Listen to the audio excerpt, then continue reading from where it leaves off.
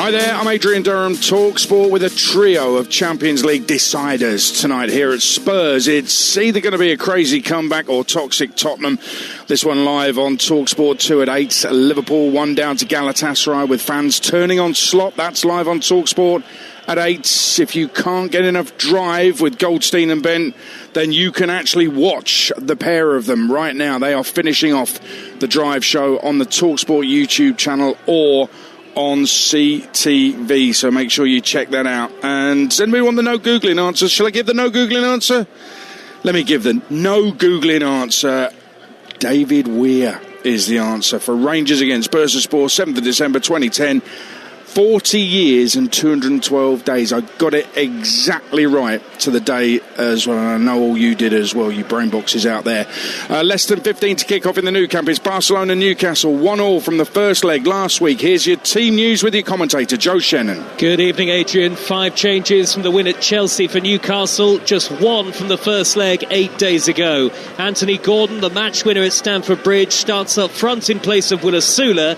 So that means that Sandro Tonali is fit to play after illness from the weekend. Trippier, Joel Linton, Byrne and Elanga are the others to come back in. So Newcastle have Ramsdale in goal, Trippier, Chow, Byrne and Hall, Ramsey, Tonali and Joel Linton, Elanga and Barnes either side of Gordon up front. The Newcastle bench contains 3 goalkeepers, Pope, Ruddy and young Aidan Harris, Neve, Osula, Murphy, that's Alex Murphy, Wisser, Voltemada, Jacob Murphy, Willock, Botman and Livramento are the rest of the Newcastle bench. Lamine Yamal returns to the Barcelona team after starting the 5-2 win over Sevilla on the bench due to illness. He is 1 goal away from equalling Kylian Mbappe's record for the most Champions League goals scored before turning 19. That's 10. Eric Garcia for Araujo is the only change for Barcelona from the first leg. So Johan Garcia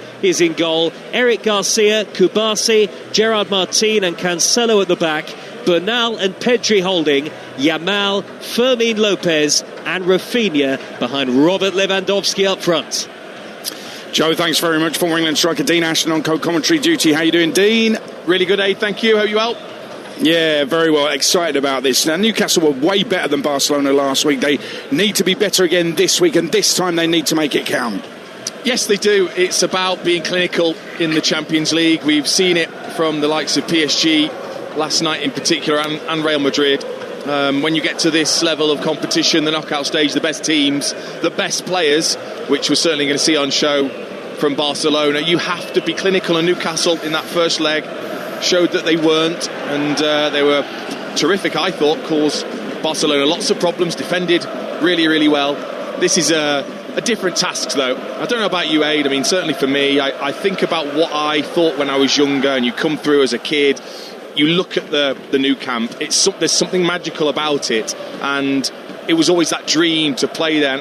I don't want to just single out Dan Burn, but I look at someone like Dan Burn. He's at Darlington, he's about to play in the Nou Camp, in the knockout stages of the Champions League. That is something special. Who can raise themselves to that dream fixture that you're about to play? Gutted if you're not, gutted if you're on the bench, but if you're starting, what an opportunity to do something that'll be remembered for a long time.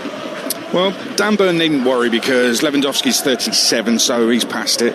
And behind him, you've only got Rafinha, who used to be at Leeds. And I know he got a hat-trick at the weekend. Fermin Lopez scores goals. Lamine Yamal, well, Lewis Hall will have Lamine Yamal wrapped up all day long. He did in that first leg. And what I love about that is it kind of, in 190 minutes at St James Park last week, Lewis Hall solved England's left-back problem, didn't he? I thought he was that good as well. I agree with you. You know, when you think of that test and how well he did, not only defensively, but then he causes problems going the other way for any winger that he plays against. And you're right. But these fixtures do that. Hey, they're standout fixtures that can really kind of raise eyebrows and consolidate people's thoughts about how good you are as a player and how you can handle the pressure, because that's what these games are. They're highly pressurised fixtures that are different to your regular fixtures, and who can handle that? Yeah, I mean, I mentioned Rafinha's hat-trick at the weekend, and he did get one. They beat Sevilla 5-2, and that was without Yamal. It is worth noting Sevilla are pretty terrible this season, but Barca are top, 4 points clear in Spain. But for me, when I look at that, Dean, I think, well, you can either be fearful of that, or you can actually acknowledge, wow, didn't Newcastle do well last week, when you think that the penalty in injury time was only Barcelona's second shot on target in the game. Now, that's not by chance. This is about players playing well, but also Eddie Howe getting it right. Yeah, and I think it's really important that Eddie Howe does get it right. Obviously, Anthony Gordon is now favoured through the middle. You've got 3 recognised strikers all sat on the bench. He's recognising Eddie Howe, I think, what's best for his team at the moment. And today's line-up, Livramento, I thought, was a little unlucky to miss out, but there's a reason that Trippier's there. Maybe that experience, that Spanish experience in particular, that he's got. So hopefully the manager's got it right. But then, again, I don't think players will look at what Rafinha and the like have done at the weekend, because you've already seen them. You've come face to face with them. You've played against them. You already know what they're about. I think it's more about the occasion and the Nou Camp. For anyone that says, a stadium and an atmosphere and a historic place such as that doesn't affect you, they're lying. It does. That's what's going to be between, I think, Newcastle and actually getting a result tonight. You're 100% correct. It's iconic as a football venue. There's no question about that. And maybe, just maybe, that might play a part this evening. We'll wait and see on that. The midfield for Newcastle, when all 3 are fit, it's arguably the best midfield 3 in the Premier League. There was a doubt about Tonali. He is fit. He starts. I'm wondering how fit he is. But it is also one of those nights, Dean, where you wish Bruno Guimaraes was fit. Yeah, because he's a talismanic figure for them, and I think he does thrive off the big occasion, Guimaraes, and yeah, they will miss him, but I think Ramsey's done well since he's come in, and he gives you something different. Ramsey will give you that genuine running and timing into the penalty area. I think they really need that, because their 2 wide players tend to stay wide, so Gordon's going to need that player to get into the box. Joe Linton's got to do the same, but it's a powerhouse midfield against, technical wonder kids in Barcelona's side. So that's what's so fascinating about that battle in particular. Newcastle, they're hovering around mid-table, dipping into the bottom half now and then. It's not been a stellar, memorable season in terms of the Premier League. However, they won at Chelsea at the weekend, but I've got a slightly different take on that game. They gave up a lot of chances to Chelsea, and I don't think Barcelona will defend as lazily or as badly as Chelsea did for the Newcastle goal. If you remember, Fofana's just ambling, jogging back when Anthony Gordon races past him to score the only goal of the game. So this is a completely different test. This is and there's so much at stake with this as well, to get to the quarterfinals of the Champions League, and then you're looking forward to a semi-final potentially against Arsenal in the Champions League. And if you can get past the team that's going to be the English champions, you are in Budapest in the final. So much at stake here, but Newcastle can't afford to give up that many chances tonight, can they? No, they can't, and of course they'll gain confidence from the victory at Stamford Bridge, but I'm with you. I don't think you can get over the top with that result, because of the way the game panned out, and actually Chelsea gifted them a victory, really. They didn't have to work too hard in the end. They will tonight. They're going to have to be, I think, near perfect to get through against Barcelona. The one thing I would say, if I was to back any team, I think Newcastle are the type of team you could throw them against anybody in world football. I would think they'd have a chance. I think they're that type of team. Well, Eddie Howe's already said, Dean, that he thinks his players know that they need to be at their absolute very best to qualify. And let's just have a quick look, as the teams are in the tunnel, a quick look at what strengths Newcastle have. When I look at Elanga on one side, Barnes the other, and Gordon through the middle, Hansi Flick expressed concern yesterday about Newcastle's pace on the break, and you suspect they will be attacking on the break tonight. You suspect that Barcelona might well be camped in the Newcastle half for a long time. New camped in there, probably. So that pace on the break, Hansi Flick has got that right. They've got to guard against that. That could be a big weapon for Newcastle. Yes, and how disciplined can Barcelona be in that respect? I'm not too sure. When you've got the likes of Cancelo, who will want to go and drift from his full-back area, and those midfield players, can they be disciplined? That's why Elanga's playing. He's got 1 goal and 1 assist in 43 games. this season. That's not a great return at all. He's playing because of his electric pace on the break that they want to cause from. This is why, another reason why Gordon's been playing through the centre. That pace and intelligent running that he's got, again, has to be used this evening and has to be clinical when they get those opportunities. Barcelona and Newcastle players on their way out onto the pitch. Champions League music is going. Liverpool 1 down to Galatasaray. That's coming up on Talksport at 8. Here at the Tottenham Hotspur Stadium, Spurs 5-2 down to Atletico Madrid. That is coming up at 8 on Talksport 2. Eddie Howe's managerial career started with defeat for Bournemouth away to Darlington just over 17 years ago. They conceded an injury time penalty to lose a game they'd led. He's gone from South Coast to North East, picked up a trophy along the way, and he's now in the Nou Camp for the biggest night of his football life. Barcelona against Newcastle stands at 1-1. Are you ready, Eddie? Second leg live on Talksport with former England striker Dean Ashton alongside Joe Shannon. Thanks, Adrian. Well, these are the nights Newcastle fans have waited for. A date with Champions League royalty at one of European football's iconic venues, and the prospect of one of the most memorable evenings in the club's history. A shot at reaching the quarter-finals of Europe's Premier Club competition for the first time ever. And if they do it, it'll be in Barcelona's backyard. The revamped Nou Camp is ready to go. The floodlights are on. The Champions League anthem has rung around the stadium, and the job could hardly be much tougher for Newcastle, yet the reward could barely be sweeter. Let the night unfold as Newcastle bid to make dreams come true. Ramsdale is their goalkeeper. Trippier, Chow, Byrne and Hall. Ramsey, Tonali, who is fit after illness, and Joel Linton in midfield. Elanga and Barnes either side of Gordon up front. So that's just one change from the first leg for Newcastle. For Barcelona, the goalkeeper is Johan Garcia. Eric Garcia, Kubasi, Martin and Cancelo at the back. Bernal and Pedri in the middle. Lamine Yamal, Fermin Lopez and Rafinha behind Robert Lewandowski up front. Well, this stadium is packed at its temporary capacity of 62,000. Hansi Flick just taking a swig of water from a water bottle on his near side of the field. And now the pennants are exchanged. Kieran Trippier and Rafinha as we await the coin toss on the halfway line. This is a very, very special night for Newcastle United, Dean. It is. Of course, there'll be nerves for the Newcastle players, no matter how experienced you are. You said that revamped Nou Camp was still an incredibly historic stadium, but it's about harnessing those nerves and maybe excitement into a top performance and being really focused and sharp for Newcastle in every aspect, because they're going to have to be near perfect, and they really do need Elanga, Gordon and Barnes to be on top form.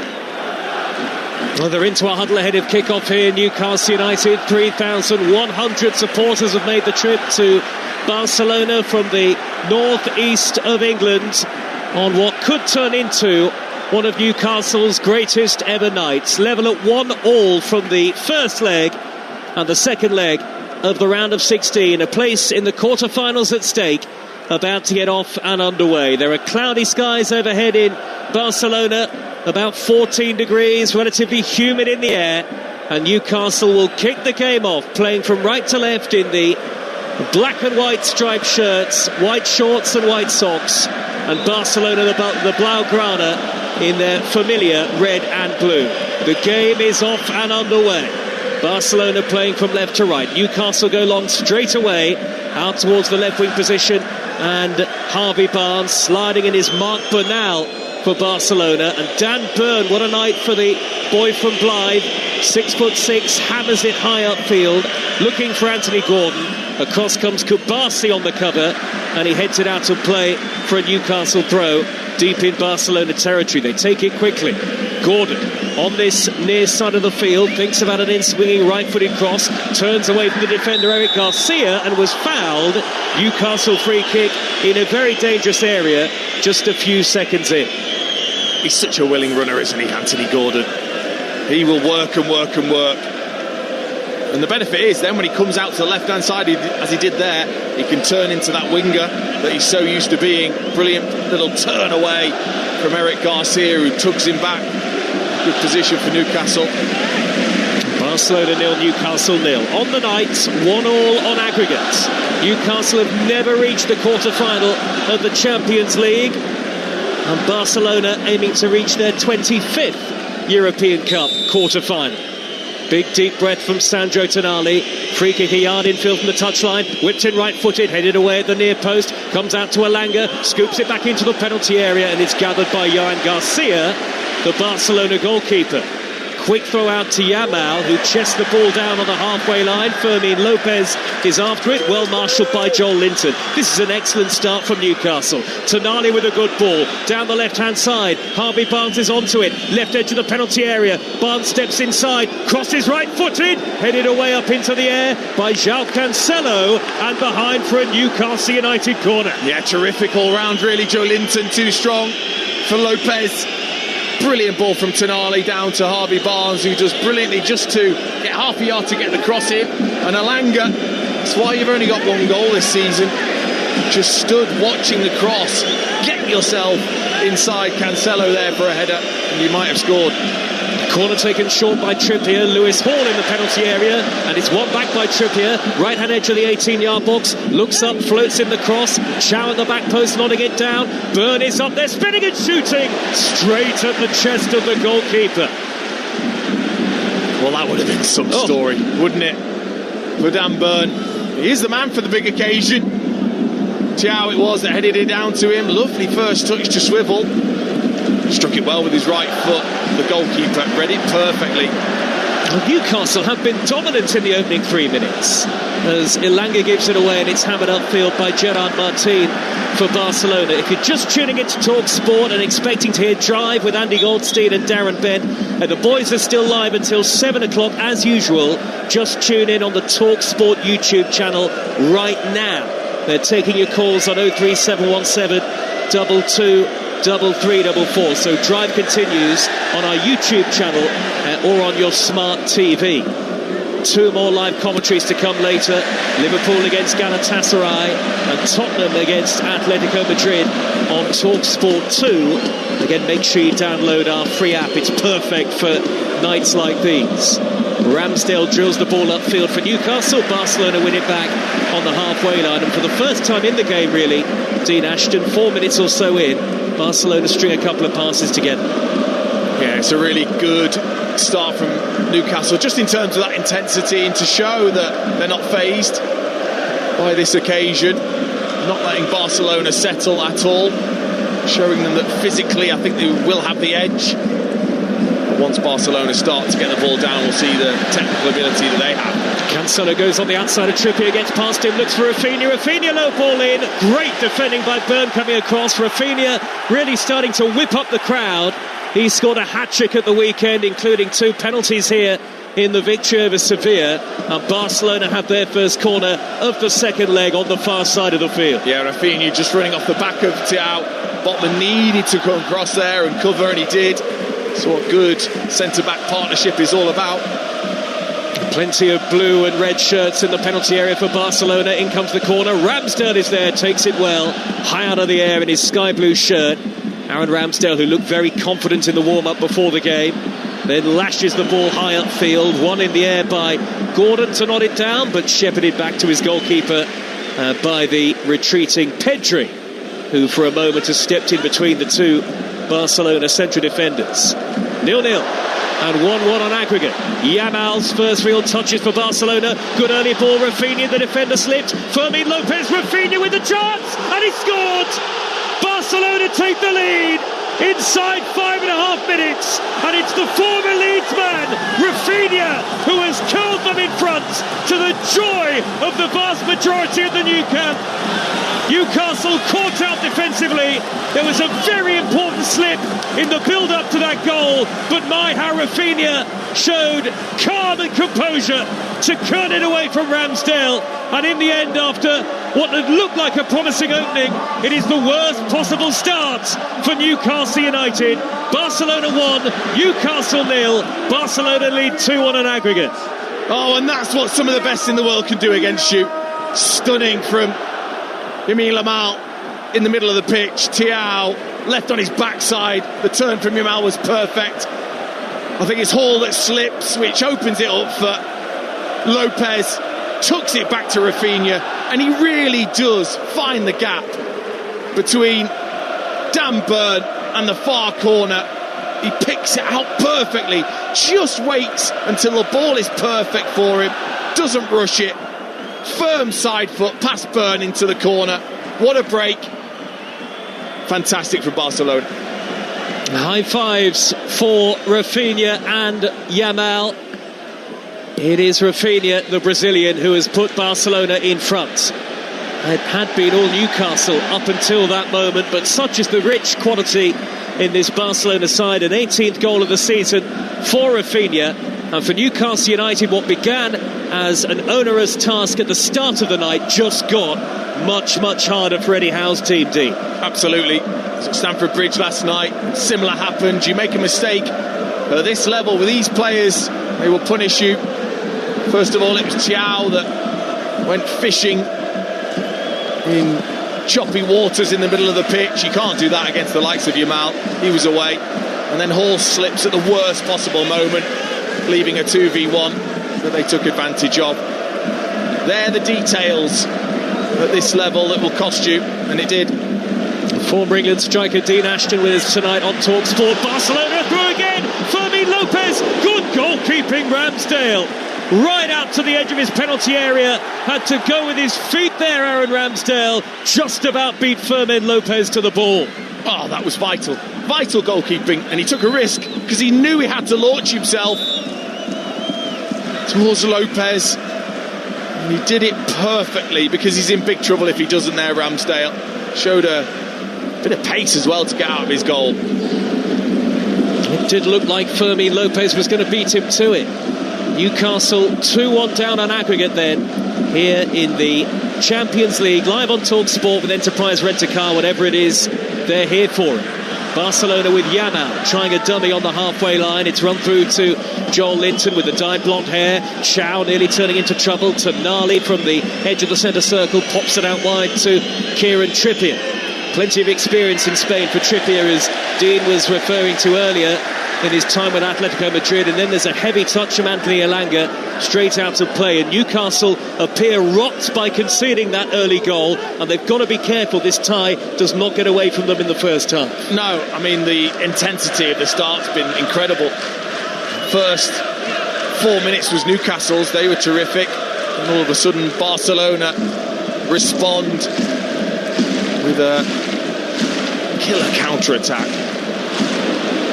Good interception by Trippier ahead of Rafinha, and then an early ball by Tonali, threaded up the right wing looking for Elanga, rolls out of play on this carpet-like surface at the Nou Camp, and it's a Barcelona throw just shy of the halfway line. You're listening to Talksport. Drive with Andy Goldstein and Darren Bent continues right now on the Talksport YouTube channel and on your smart TV, so you can join the boys there up until the usual time of 7 o'clock. And later on Talksport, we'll have Liverpool against Galatasaray for you, Spurs against Atletico Madrid on Talksport 2. Tomorrow night, Aston Villa against Lille on Talksport. The earlier commentary on Talksport 2 is Midtjylland against Nottingham Forest, and we've got plenty coming up over the weekend, including Newcastle against Sunderland on Sunday and the League Cup final.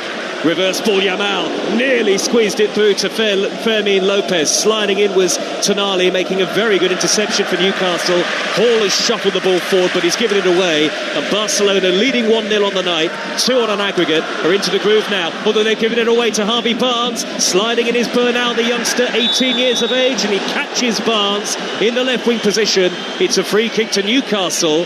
And will there be any further punishment for Bernal? I don't think so. Well, I just wonder whether Newcastle feel like if it is a chaotic game, it suits them as much as it does Barcelona. You just can feel that the pressure and the momentum's with the home side. Maybe just a bit of experience needed to go, hang on, let's just drop deep. We've got the players to counter-attack. Let's lock things down for Newcastle, because Barcelona are looking so strong.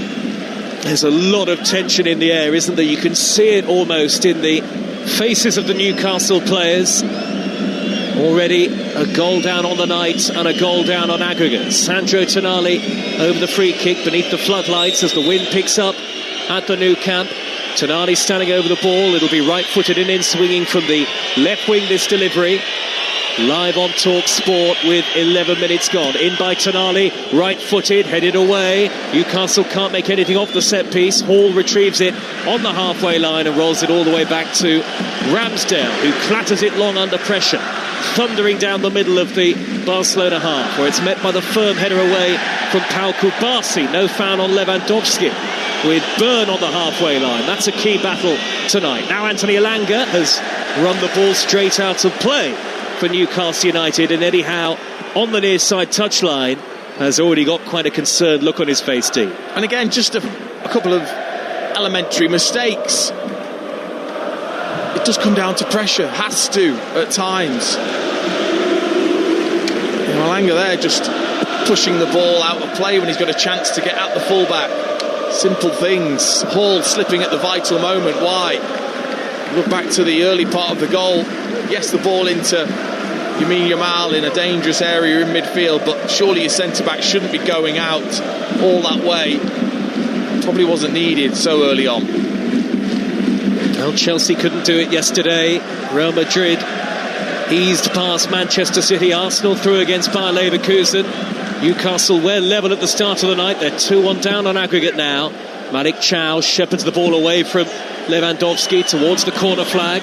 Newcastle defending the end away to the right-hand side. Down goes Hall under pressure from Lamine Yamal, and the free kick is given by the assistant referee, Lewis Hall, who surely on the basis of recent performances should be England's first choice left-back, particularly given his display in the first leg 8 days ago, albeit this is a different kind of cauldron altogether, isn't it, the Nou Camp?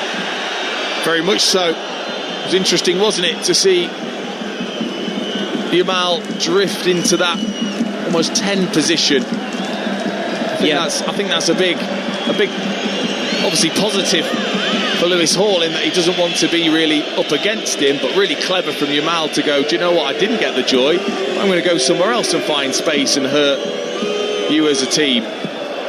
For such a young player, he's got that awareness, I think, and understanding in the game already.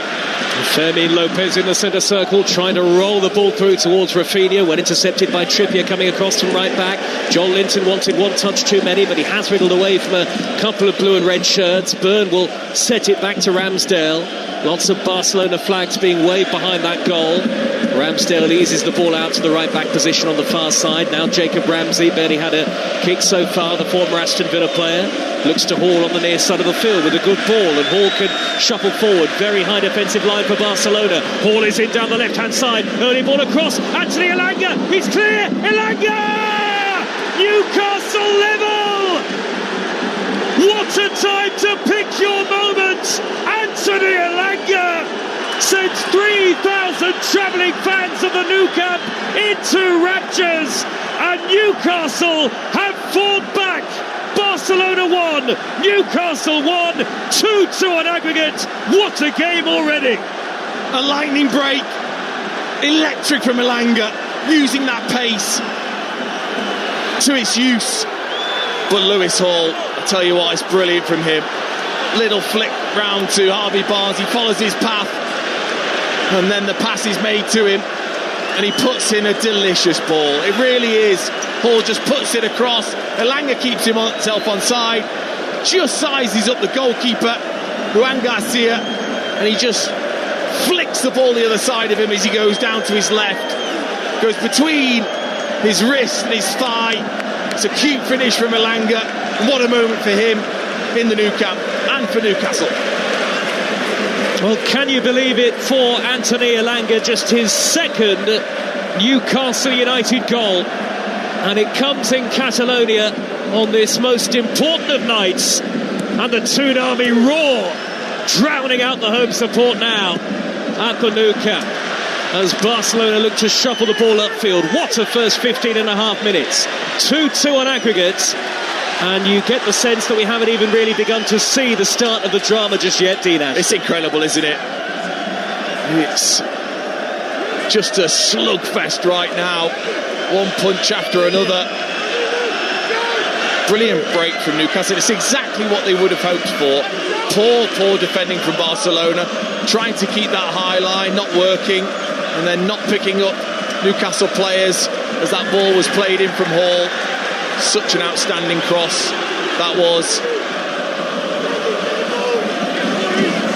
And so much football still to be played tonight. Sandro Tonali trying to burst through the middle for Newcastle. The ball is on the halfway line, headed on by Bernal of Barcelona. Lewandowski is felled by Joe Linton on the halfway line. Hansi Flick out of his technical area to get to the loose ball, and it's a free kick to Barcelona. This game is brought to you in partnership with TNT Sports, the home of European football. Well, there's a slight vulnerability about this Barcelona team defensively. It's not vintage Barcelona, though they are 4 points clear of Real Madrid in the title race, and they have a vintage player in Yamal racing away from Joel Linton, hacked down from behind. That'll be a yellow card. Had to be for Joel Linton. Probably a good foul in the event, because Yamal, if he'd got beyond him, would have had a clear run at the edge of the box.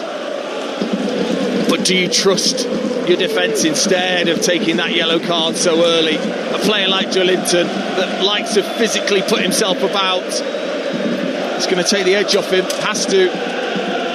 Yamal was away but not clear. Joe Linton could still have got back to him the other side. Thought it was a poor decision. What a piece on the night. 2-2 on aggregate. Rafinha standing over the free kick for Barcelona. This is a long way from goal. It's got to be a good 30-35 yards out here for Rafinha, and it's a relatively short run-up. You can't think he's going to go for goal from here, is he? Standing over the ball, dinks it high to the penalty area, free-headed down, and turned in by Marc Bernal! Where were Newcastle defensively there? First contact free-header, and the second touch from the 18-year-old Marc Bernal on the edge of the 6-yard line to turn it home for Barcelona. And this game is rapidly developing into a Champions League classic. They're waving the flags at the Nou Camp again. Barcelona 2, Newcastle 1. Barcelona lead 3-2 on aggregate. Well, what a moment for the teenager. But we're going to have some game if both of these teams decide to defend like this. Pathetic from Newcastle. Gerard Martin gets himself away from the flicked ball in from Rafinha. He heads it down across the 6-yard line to a free Bernal, and he's not going to miss from there. Takes his time, firm side foot, past Ramsdale. It's too easy for Barcelona and for Bernal. What a game we've got going on here at the Nou Camp. Well, you'd have to say that, Arsenal aside, the defending from the English sides in the Champions League at this stage of the contest has been absolutely abysmal throughout. Absolute basic defending principles. How can a ball in from a set play have a man that's got a free header to head it across to his teammate who's free? But then again, Barcelona aren't exactly showing fantastic organisation, as Newcastle were nearly in. Well, they're defending so high up the field, aren't they, Barcelona? And that is a risk with the pace that Newcastle United have got in behind. But Newcastle and Eddie Howe will be oh so frustrated that they were barely level for 3 minutes. Barcelona 2, Newcastle 1. 3-2, the Spanish club lead on aggregate. But now the goal scorer looking for Lewandowski. Very tenacious from Ramsey outside the centre circle to half win it back with a loose ball retrieved by João Cancelo. The former Manchester City man runs into Ramsey with that long-sleeved black and white shirt. Ramsey again midway inside his own half, pops it back to Chow. Still a breathless pace to the game. I can't believe we've only had 20 minutes. Oh, Dan Burn has lost it nearly to Lewandowski, helped out by Tonali. He's got to smuggle it behind, and he does, but Newcastle have got to be so much better than that in the defensive third. Yeah, discombobulated, aren't you, at this stage so early? When you give away goals like that. Dan Burn there, poor touch. no one to play to. Tonali rescues him but has to put it out for a corner. It's just been the game so far. It's been incredible. Well, Barcelona are making a change 21 minutes in. Eric Garcia is coming off, and Araujo, who started the first leg at St James's, is going to come on, and you can only assume that that is injury related for it to be taking place this early in the game. It's hard to tell. Eric Garcia's movement, facial expressions, he just looks gutted. I'm not too sure it is an injury, although he has gone straight down the tunnel. Maybe it is. Well, it's interesting that the Newcastle goal did come down Eric Garcia's side.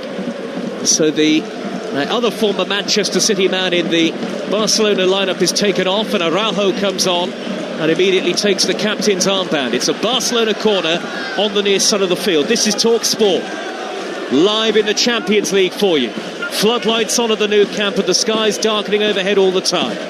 Barcelona 3-2 up on aggregate. What a start to the second leg that we've had. Rafinha's delivery, fisted to the near post, headed wide. Last touch was off Chow, who went for it with Rafinha. That'd have been some first touch, wouldn't it? Araujo rather, yes. Araujo just getting ahead of Thiaw there, heading it, I think, into the chest or the face of Thiaw, otherwise would have caused Ramsdale some problems. Rafinha ready to take another corner, one arm up into the air. Here's the delivery into that near post again, and knocked behind by Chow once more. And Newcastle's Champions League hopes are really on the ropes here in Barcelona. They can't afford to concede again, but there look to be quite a few holes in this Newcastle back line tonight. Rafinha delivers once more, and again Araujo got there ahead of his marker, and this time glanced it into the side netting. You don't like to see that, do you, in terms of defensively? Come on, 3 of the same deliveries from Rafinha, 2 of them have been glanced on by Araujo. Not good enough defensively so far, Newcastle. Barcelona 2, Newcastle 1 in the Champions League, live on Talksport with Enterprise Rent-A-Car. Here for it. Book now at enterprise.co.uk. The ball is at the Barcelona end of the field, headed away by Cancelo, back in by Tonali, and cleared on the volley by Pedri. Lamine Yamal retrieves possession, glides forward with the ball at his feet, and it seems to stick to his feet like glue. There's a reason why he's wearing number 10. It feels as though the shirt could only be possessed by a certain type of Barcelona player. We know exactly who has worn that with such grace and achievement in the past. Was that a foul on Pedri by Ramsey? Arms outstretched, looking across to the referee. Barcelona have possession anyway. It's a throw on the far side. I think there's going to be some composure still from the Newcastle players. They've already shown that they can counter-attack with potency. There just needs to be a bit more calmness in the way that they're defending. Ramsdale smashes the ball upfield. It'll be headed away by Araujo, collides with his own teammate Kubasi, who immediately goes to ground. And the referee, spotting a potential head injury, Francois Letexier, is going to signal that the 2 physios can take to the field. So finally, really, for the first time in the game, halfway through the first half, we have a break in play. Yeah. Pau Kubasi there. Araujo, total mix-up. Araujo heads it. Kubasi doesn't know he's there. There's 0 communication between the 2. Araujo heads his teammate, which is why the referee had to stop the game. There's just an absolute edge to the game for both teams. You don't trust either defence at the moment to do the basics, and that's why we love it. There's so much jeopardy at this stage, the knockout stage of the Champions League. Such a formidable and storied competition. Newcastle tonight aim to reach the quarter-finals for the very first time, but they're behind on the night and behind on aggregate. Kubasi's gone off the field, and Barcelona restart the game. Bernal, whose goal separates the 2 teams, goes back to Johan Garcia. His clearance isn't very good, headed forward by Chow, floated past down the right by Trippier, hooked away up into the sky by Gerard Martin, and Fermin Lopez can't keep it in play. It's a throw to Newcastle United. Trippier will take this one. 25 minutes gone, level with the edge of the penalty area, short and square to Joel Linton. Joel Linton trying to hold it up, rolls it back, shepherds it back to Chow. And now here is Byrne standing inside the centre circle. Kubasi has come back on now for Barcelona. Hansi Flick issuing instructions on the near side of the field. Over the top by Harvey Barnes. Out comes Juan Garcia. Clatters the ball up into the air, the goalkeeper. It'll be one in the air by Joel Linton, only as far as Pedri, who scoops the ball over the halfway line. Rafinha's got the pace to try and chase it down, but Chow had a massive head start. And back he goes to Aaron Ramsdale. Still Newcastle lacking a little bit of composure as they try and play the ball out of the back. Yeah, it's just, look, it's hard to get some control in the game because of the intensity of it. It's incredible. Barcelona out of possession have been excellent as well. Well, there's a Newcastle player down. It's Trippier. And again, the referee sees fit to come across and stop the game. There was a very deliberate delay to the restart by João Cancelo. Barged into Trippier as he placed the ball down to take a free kick. And, well, some referees would book him for that. The Texier decides not to. He should have done, though. Totally deliberate from Cancelo on Kieran Trippier as he went to put the ball down. Surprised he's got away with that. Well, this has been, Dean Ashton, an absolutely mesmeric first 27 minutes. It's been terrific, hasn't it? Just looking at that matchup, Yamal and Hall. Yamal doesn't want to defend. He certainly doesn't. Hall a couple of times, especially with the goal was away from him. He doesn't want to track. And Hall has won it back half the pitch here for Newcastle, nudging it on to Barnes. Angle is tight, Barnes across goal, and Elanga's there again. It's 2-2. Anthony Elanga, what a night to potentially write his name into the Newcastle history books. He's on a hat-trick in the Nou Camp. There to tap it home at the back post. It was Yamal's initial mistake. He gave it away. And Newcastle, courageous like lions, have fought back to level it up again. Barcelona 2, Newcastle 2, 3 apiece on aggregate. Newcastle pounce again. Yamal, who gives the ball away, and he doesn't want to do the defensive work. He doesn't track Hall, who plays it into Harvey Barnes. He runs into the penalty area like a centre forward. Yamal doesn't track him, and as it misses Hall, who's there? This doesn't take technical ability. You don't have to be a genius to get into those positions. Just run into an area. Elanga does it perfectly, gets his rewards, taps in for his second at the Nou Camp. Another response by Newcastle. Well, Newcastle can win this because of the way that Barcelona are defending. Surely they'll be buoyed by that goal. Level on aggregate at 3 apiece. An extraordinary first half an hour. Live on Talksport at the Nou Camp. Barca have a player down. Crossed by Elanga. Gordon has tucked it wide at the near post, and the Barcelona fans and Hansi Flick are furious because they think there was a head injury in the build-up and that the referee should have stopped the game. Yeah, possibly. Newcastle, though, carried on. It was Joe Linton that just put his arm across Pedri. Yes, he catches him. It's all a very natural movement. He was too strong in the end. The referee allowed play to continue. Newcastle down the right. Elanga, excellent, brilliant ball in. It was just awkwardly spinning and bouncing for Gordon, who was ahead of the near post, trying to flick it with the inside of his foot back across, and just didn't quite get the contact and put it wide. Well, I must say that we had a little shot on our monitor there of the Newcastle United support, who are loving every moment, including our very own Ollie Klink. I've spotted him amongst the Newcastle fans. And no doubt, at once enjoying what he's seeing, and at the same time absolutely terrified. It's 2-2 on the night, 3-3 on aggregate. This is Talksport, home of the Champions League.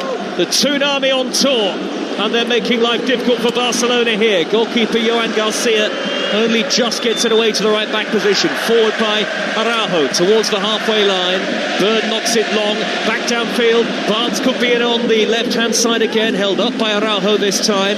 Back he goes to Hall, 2 in the middle for Newcastle. Elanga on a hat-trick, remember. Here is Joel Linton. Joel Linton Turning midway inside Barcelona territory, nudging it back now to Chow. Forward to Ramsey, tucks it wide to the right-hand side. Kieran Trippier looks up. Barcelona, to me, Dean, I don't know about you, but they look like they've got plenty of holes in their back line as well. It's incredible. Whatever computer settings they've got it on, they just need to keep it the same. Don't change it. It's incredible. Both teams look so open defensively, yet so dangerous in attack. And what's next? The biggest drama of the night is still to come, of course. 2-2 on the night in the second leg, 3-3 on aggregate. Barcelona nearly played themselves into trouble there. Goalkeeper Garcia, all in bright orange, finds Kubasi, long ball, raking pass down the middle, spins off the head of Byrne under the challenge of Lewandowski. Good composure by Chow to hold on to possession ahead of Lewandowski and Rafinha. Now Ramsey breaking between the lines. Anthony Elanga is clear on a hat-trick. Square to Anthony Gordon. What a save by Garcia. Well, the flag eventually does go up, but both Gordon and Garcia were not to know it. And it's a magnificent stop from the goalkeeper. Offside against Elanga in the build-up. Yeah, I thought it was pretty obvious, actually, that Elanga was offside in that move. Of course, it was allowed to carry on. Gordon with a poor miss, hitting the goalkeeper in the chest when totally free. But Elanga was clearly offside and doesn't need to be with how quick he is. Well, where next? In this extraordinary tie. Fouled by Byrne on Lewandowski, who's gone down making something extra of it because it was right in front of the referee. Byrne lunged in. Yes, he didn't get the ball. It's a foul, but nothing more than that. No, it was a physical challenge, though, wasn't it, from Byrne? Make sure he did it higher up the pitch as well. But, look, physically, I'm not sure how this game can continue at the speed in which it's being played. 2-2 on the night. Barcelona 3, Newcastle 3 on aggregate here live on Talksport. Newcastle won it back on the halfway line with Joel Linton. And he's rolled the ball out to the left, but behind Harvey Barnes and out of play for a throw to Barcelona in the right-back area. Newcastle's next game, just the Tyne-Wear derby, live on Talksport on Sunday. The same day will bring you the League Cup final. Fermin Lopez has found a gap, lots of space to move into. He's rolled it wide left to the far side, and Cancelo infield to Rafinha, whose layoff is a poor one, retrieved by Elanga. Now Joel Linton, the number 7, Tonali to Elanga, just shy of the halfway line. Good football again by Newcastle. Harvey Barnes crosses halfway, looks for Elanga again. Elanga plays it infield, gets it back, looks for Lewis Hall. Brilliant move this, corner of the penalty area. Hall on the turn, what a back heel. Elanga teases it back. What a move for Newcastle, cleared away in the nick of time by Pedri of all people. I mean, that was just stunning football from Newcastle. It really was. The interchange from Elanga to Harvey Barnes twice was brilliant. And then Lewis Hall with Yamal just looking on as Hall causes problems again in the combination. Back heel to Elanga. Cross that would have found Anthony Gordon if not for Araujo. 11 minutes of the first half to go. This is unmissable. Live on Talksport with Liverpool against Galatasaray to come at 8 o'clock. Tottenham against Atletico Madrid on Talksport 2. Don't forget Andy Goldstein and Darren Bent live on Drive on our YouTube channel right now until 7 o'clock. They are taking your calls as well. 03717 223344. That's the number to call the sports bar later from 10. Free kick to Newcastle taken short. Delivery in by Harvey Barnes, and the goalkeeper gets there just. But Byrne was not far away from beating him to it. And Garcia is cleared away. And now Cancelo on the break, beaten to it by Sandro Tonali, who sweeps the ball into touch. Yeah, no waiting around, was there from Juan Garcia. Bowling it out to Rafinha on the break. Cancelo bursting beyond Tonali. He gets through some work, doesn't he, that boy? He certainly does. He is a top midfield player. Reports, certainly over the winter transfer window, that he might be open to a move back to Italy. We'll see what happens with his future over the summer. But a class act, Tonali. 2-2, 3-3 on aggregate. Newcastle have never been as far as the quarter-finals of the European Cup Champions League. Barcelona 5 times competition winners. Foul on Lamine Yamal by Hall on this near side. Hall, so far, long way still to go. In fact, it was a foul by Barnes. Hall has been excellent in the game. Forward by Barcelona. Fermin Lopez trying to push it through the middle. Good interception by Byrne. Newcastle have got to keep their concentration every moment of the game, every second that the ball is in play. Trippier from the right-back area. High ball over the top. Elanga is chasing it. Elanga will get there. Gordon in the middle. Anthony Gordon beaten to it. Comes out towards Barnes and smuggled away. Only as far as Joel Linton. Well won back by Ramsey. Ramsey with his back to goal. Edge of the D. Out wide to Trippier. Forward to Elanga. Elanga looks up from the corner flag. Barcelona's defensive approach is bizarre given Newcastle's pace. Every ball over the top has the back line turning because they're so high up the field, and now they counter-attack Barcelona to the midway point of their own half, and it's shuffled to the right back, Araujo, who suddenly slows it down to walking pace. As you said, so easy. Just a simple ball, not difficult for Kieran Trippier, no pressure on him. High line for Barcelona. He knows he just needs to clip it over the top with a bit of backspin, and Elanga will get there first, as he did. Very close to a stunning ball across for Gordon. Just held up. Every time one of the teams relinquishes possession, the other team look like they're going to go and score. And Newcastle have won it back on the halfway line. Hall was ready to dart forward. Newcastle a little more conservative as they played it back to Ramsey. Now Trippier does cross the halfway line, out on the right-hand side. Early ball down the inside right. Great way to pass. Down goes Elanga. Is that a penalty? Referee Letexier says no. But Elanga looked like he was caught right on the edge of the box. VAR will check this. No question. I mean, my initial thought was it's a penalty. But he pulls his shoulder back. Anthony Elanga gets ahead. Cancelo yanks on his shoulder. It's inside the penalty area. Not sure what Cancelo is thinking. It's definite pullback on Elanga. I'd be amazed if this isn't a penalty. Bram van Driesche is the VAR from Belgium. Letexier, no doubt in communication. Cancelo doesn't get anywhere near the ball. He tugs him back. I don't think there's a tangle of legs or feet in that motion.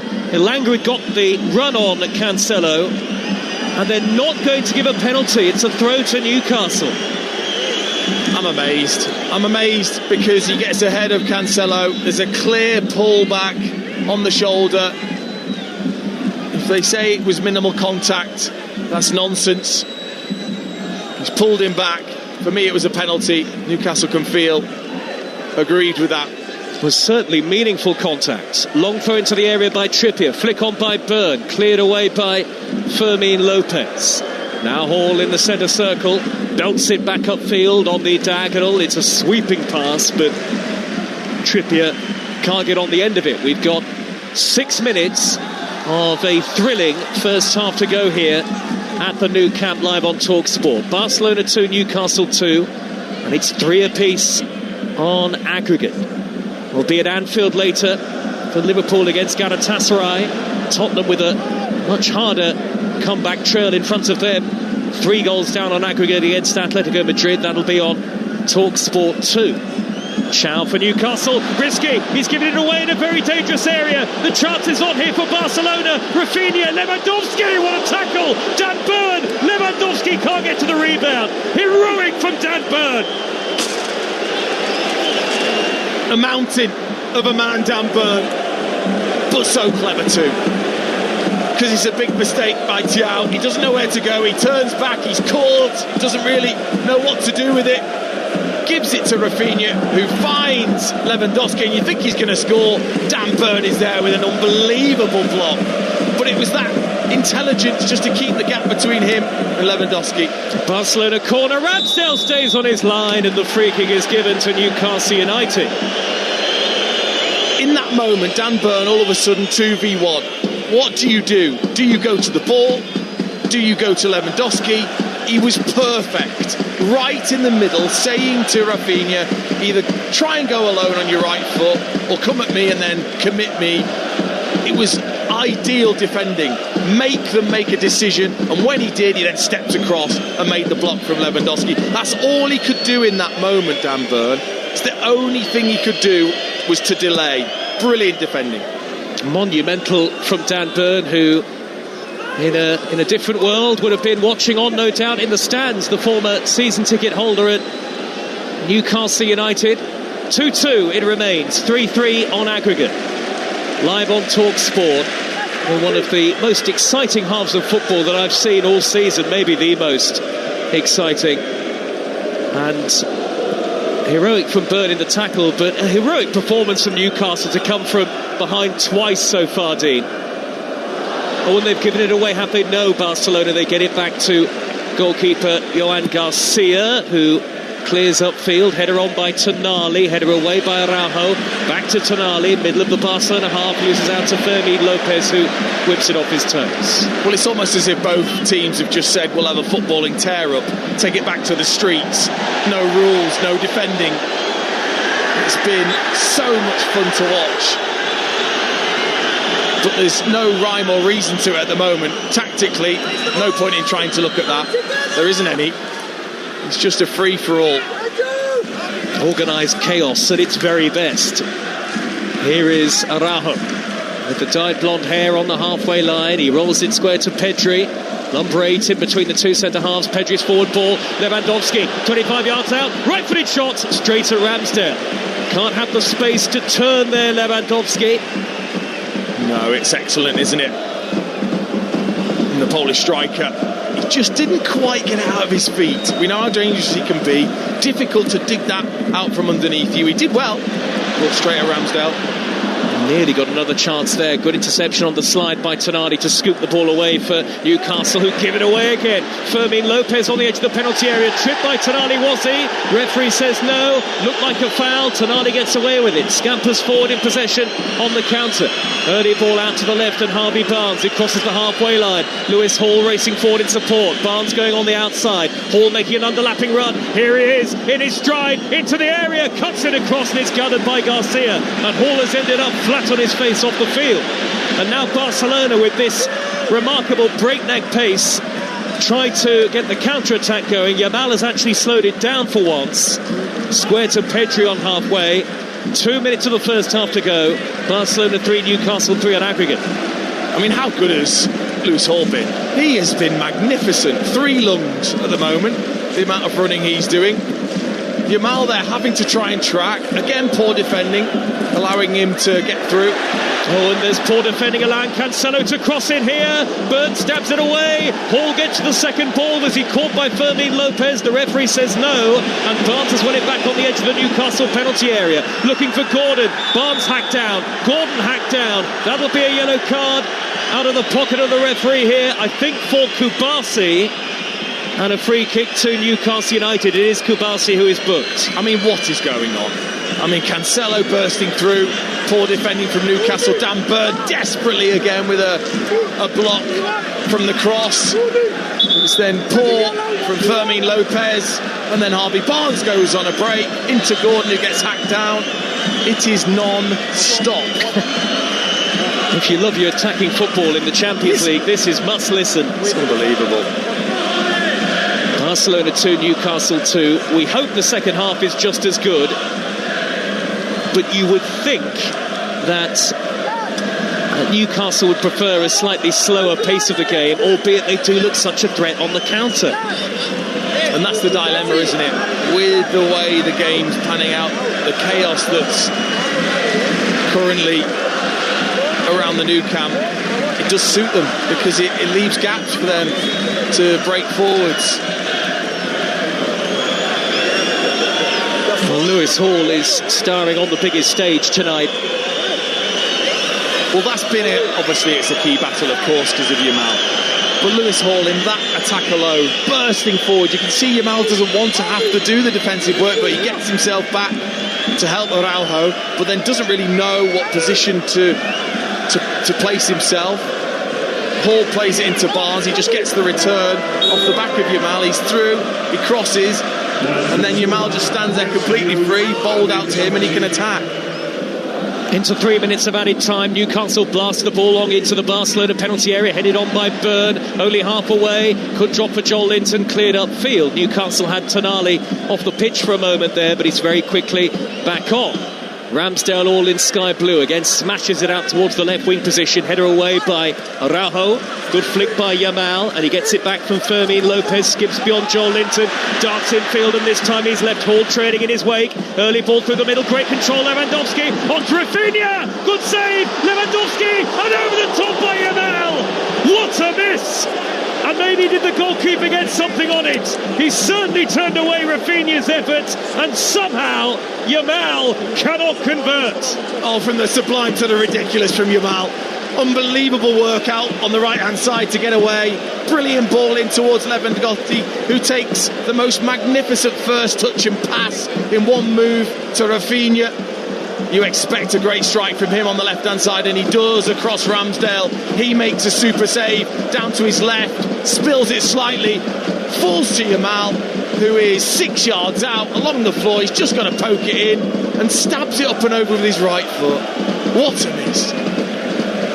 A good omen for Newcastle? Who knows? There's a lot of football still to be played. I know why now. Dan Burn was in the way. That's why he had to chip it over him. Well, as you say, he is a man for the big occasion. Scored in the League Cup final against Liverpool last season, Dan Burn. The whole Newcastle side have produced a performance for the big occasion so far. 2 of the 3 added minutes in the first half have been played. Barcelona 2, Newcastle 2 on the night. 3-3 on aggregate, fouled by Barnes. On the halfway line on Yamal, who's had a very mixed first half, you'd say. Involved in the first goal with that very dynamic run from a central position, and of course that glaring miss just a few seconds ago. These are the kind of nights where you just need to stick with Talksport and let the drama unfold in front of you. Kubasi on the halfway line for Barcelona. Pedri inside the centre circle, glides away from Ramsey, out to the right, Araujo, Eddie Howe and Jason Tindall in conversation on the near side of the field. Yala with a brilliant ball down the inside right, Fermin Lopez, oh that looked like a foul in the area on Rafinha. Kieran Trippier was there, the referee says that it's not a penalty. Did Trippier have hold of Rafinha, who looked poised to tap it in? Well, you've got to expect there's some contact, because why else would he stop Rafinha? I think he has got the wrong side of Kieran Trippier, who pulls his arm back. This has to be a penalty, but similar to down the other end with Anthony Elanga, will they deem it enough contact? I think it's a penalty. I think he gets there first, and Trippier just pulls his arm back, which is what Rafinha is trying to say. It was outstanding from Yamal with the outside of the left foot, down the side for Fermin Lopez, who plays it across. Rafinha's going to score. Trippier pulls him back. It's got to be a penalty. Well, Newcastle will argue they should have had a penalty, of course, earlier on in the half. They should have. But the referee here is going to go and have a look at his pitch side monitor, and of course Trippier tugging Rafinha back right in front of goal. There's also the threat of a potential red card, you would have to think. Absolutely. No genuine attempt to play the ball, that's for sure, from Kieran Trippier. I mean, this has to be a penalty kick for Barcelona.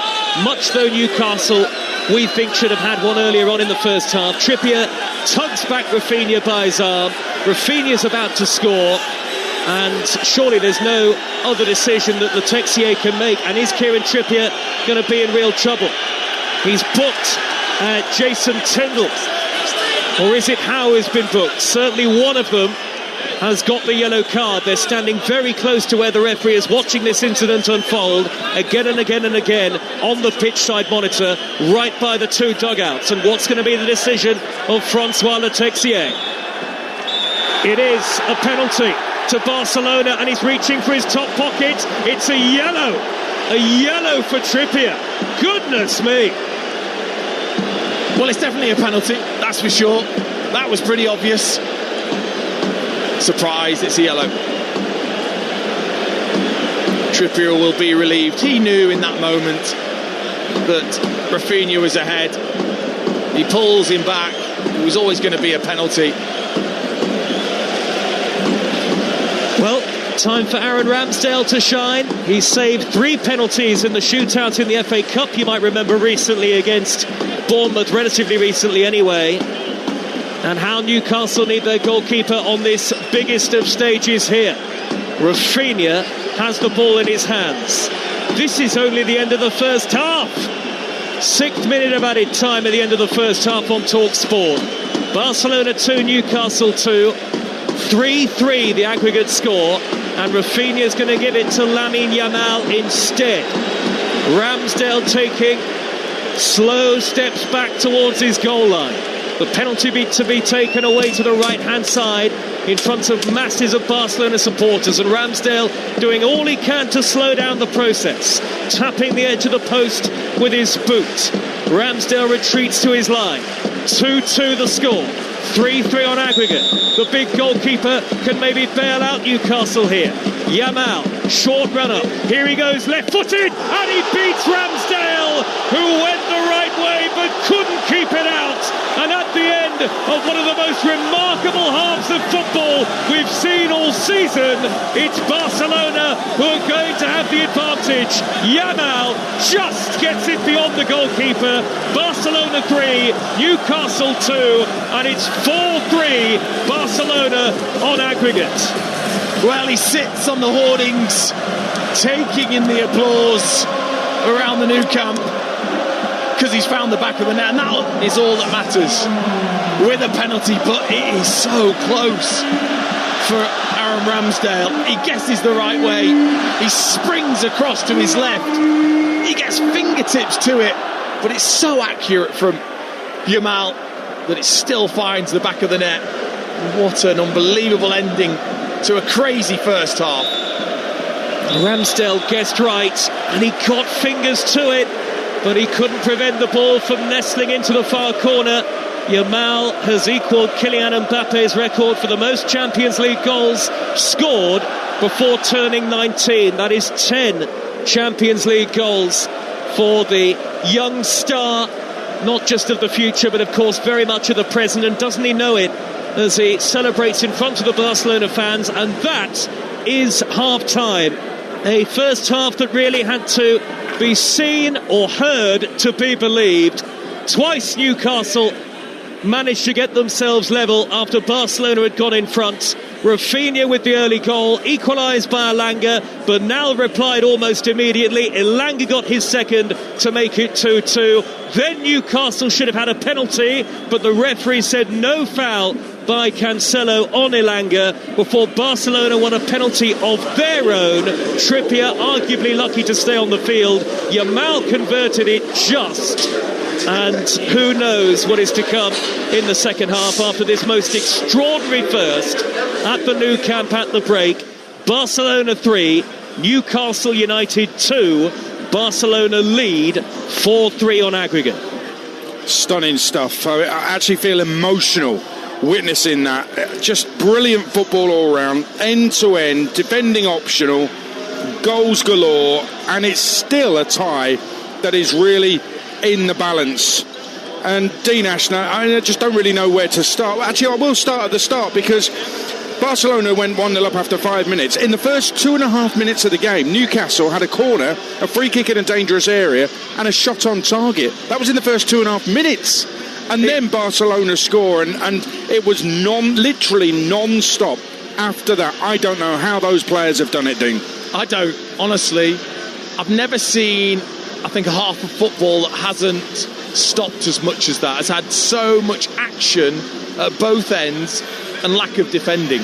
It has been brilliant to watch, thrilling, but I tell you what, all those players will go in, they'll slump back into their seats in the dressing room, because that has just been the most incredible, intensifying first half I've ever seen. And it's hard to really, try and put it into context in terms of a tactical analysis. There isn't any. It has just been a sort of throwback free-for-all.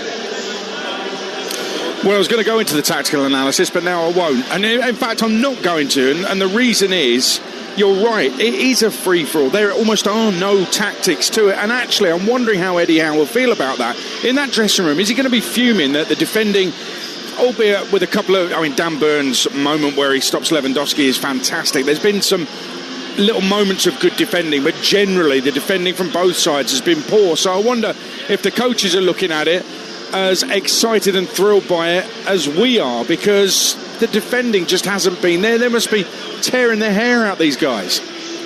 Yes, I'm pretty sure they wouldn't have envisaged it to be quite the way it has been. I think from a Newcastle perspective, I expected, them to look to counter-attack, but I didn't expect Barcelona to counter-attack against them.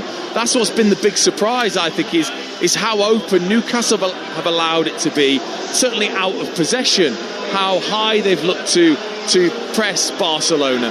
Whereas I think the gaps are there on the counter-attack. There's just not been a coordinated defensive organisation, and that surprised me. They've kind of been drawn into the tennis-like game that it's been. Anthony Elanga, I was going to question you pre-match. We ran out of time, saying, is he a little bit lucky to be in the starting lineup? What I love about it is, yes, he's got his name on the score sheet a couple of times. He's on a hat-trick. What I love about it is he's burst into the box. He's got into a position where he can score. He's not hung outside the box and missed his opportunity. He's been alert, alive, he's been ready, and he's finished those chances. I think that's brilliant from him. He just needs to keep it up. Yes, he does. Just keep using that pace and intelligence with his running. But he looks like a player that knows he's been given a real chance to start this game and wants to make the most of it. And he took his first goal really well. But you're right, I get frustrated with wide players now who don't burst to the back post for those tap-ins. And it's about desire to run into those positions, and he's got his reward because of it, and he's looked a threat every single time Newcastle have gone down his side. It's been sensational stuff, and when Lamine Yamal missed that sitter, I was going to say, well, he's no Max Dowman, and then he scores a penalty, but I tell you what, Aaron Ramsdale was so close to keeping that out. Fingertips to it, but it ended up in the back of the net. It's been a first half with everything live on Talksport. It's even had Dean Ashton in commentary using the word discombobulated. Newcastle 3-2 down there, 4-3 down on aggregate. Just can't wait for the second half, live on Talksport. Champions League live on Talksport with Enterprise Rent-A-Car. Whatever it is, we're here for it. Mr. Q. At Mr. Q, we tell it how it is. When players win, they love Q. Like a Portuguese prima donna loves polishing a statue of himself. But when players lose, they hate Q. Like a last-minute VAR controversy.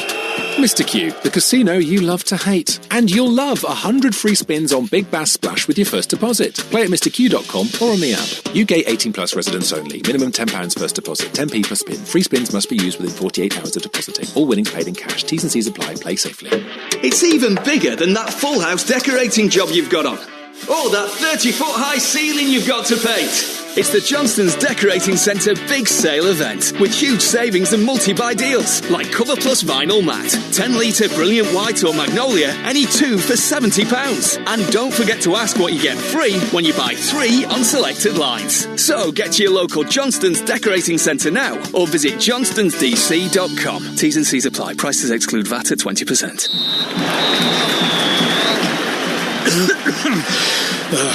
I need a smoke. Fancy one, Dave? Dave, why is lightning shooting out of your phone? Introducing the free NHS Quit Smoking app. From craving support to a savings predictor, the power to quit is in your hands. A smoke, you say? No thanks, Pete. I've saved 250 quid this month. Fair play. Download the free NHS Quit Smoking app today. On average, Rift Tax refunds get their customers $3,000 back. Search Rift Tax refunds today. At Betfair, we're built for football's dramatic run-in. From European knockout rounds to the league's biggest six-pointers. Where promotion, relegation and title issues can swing on a dodgy VAR call. Can you predict the twists to come? Get a free £10 bet when you bet £10 on Accas or Bet Builders on football this week. Betfair. Play different. Opt-in required. Free bet valid for 7 days. Minimum 3 legs at 1.5 odds or higher to qualify. T's and C's apply. 18+. Gamblerware.org. With a Travis Perkins trade account, you open the door to big trade deals every single month. And we've gone big on landscaping. Right through March. Get a 1 metre length of Acco Hex Drain channel drain for only £9.75 each. Join the club and get this and other big landscaping trade deals this March with your trade account. Travis Perkins, doing what matters for the trade. All prices exclude VAT at 20%. Listen up, football fans. BetMGM brings Vegas entertainment to the biggest games and the biggest names. Because when it comes to betting on football, we're in a league of our own, baby.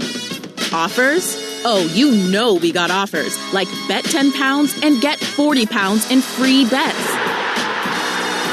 BetMGM. It's showtime. New customers only. Wagering requirements and conditions apply. 18 plus. Please gamble responsibly.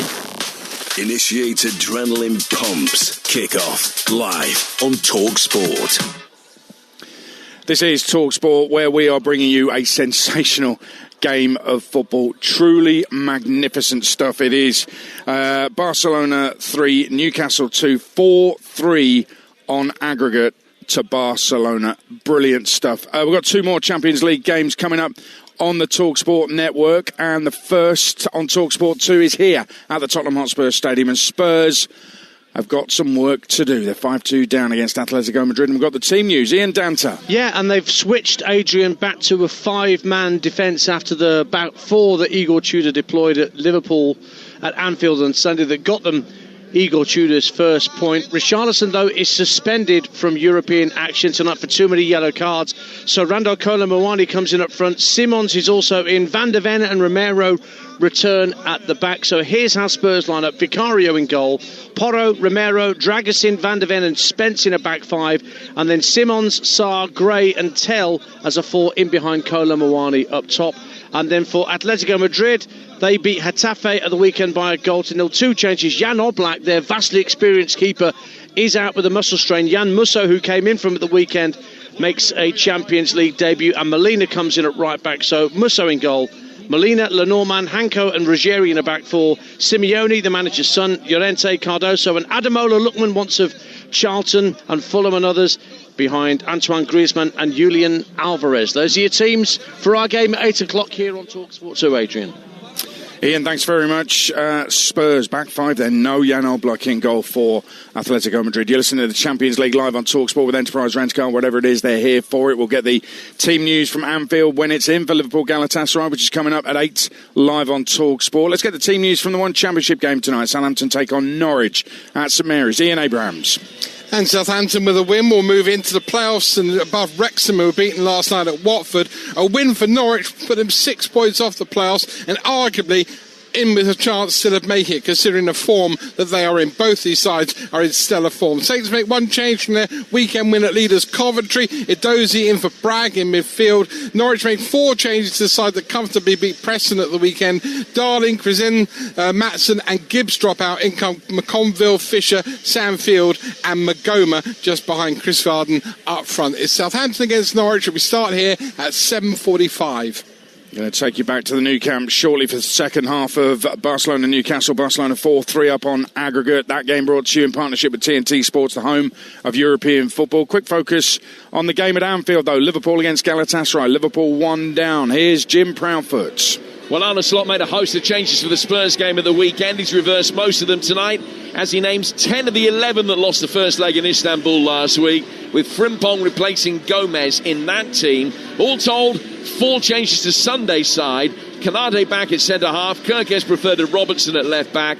Salah in for Ungamoa, with Vert switching to the left and Soboslai returning at 10.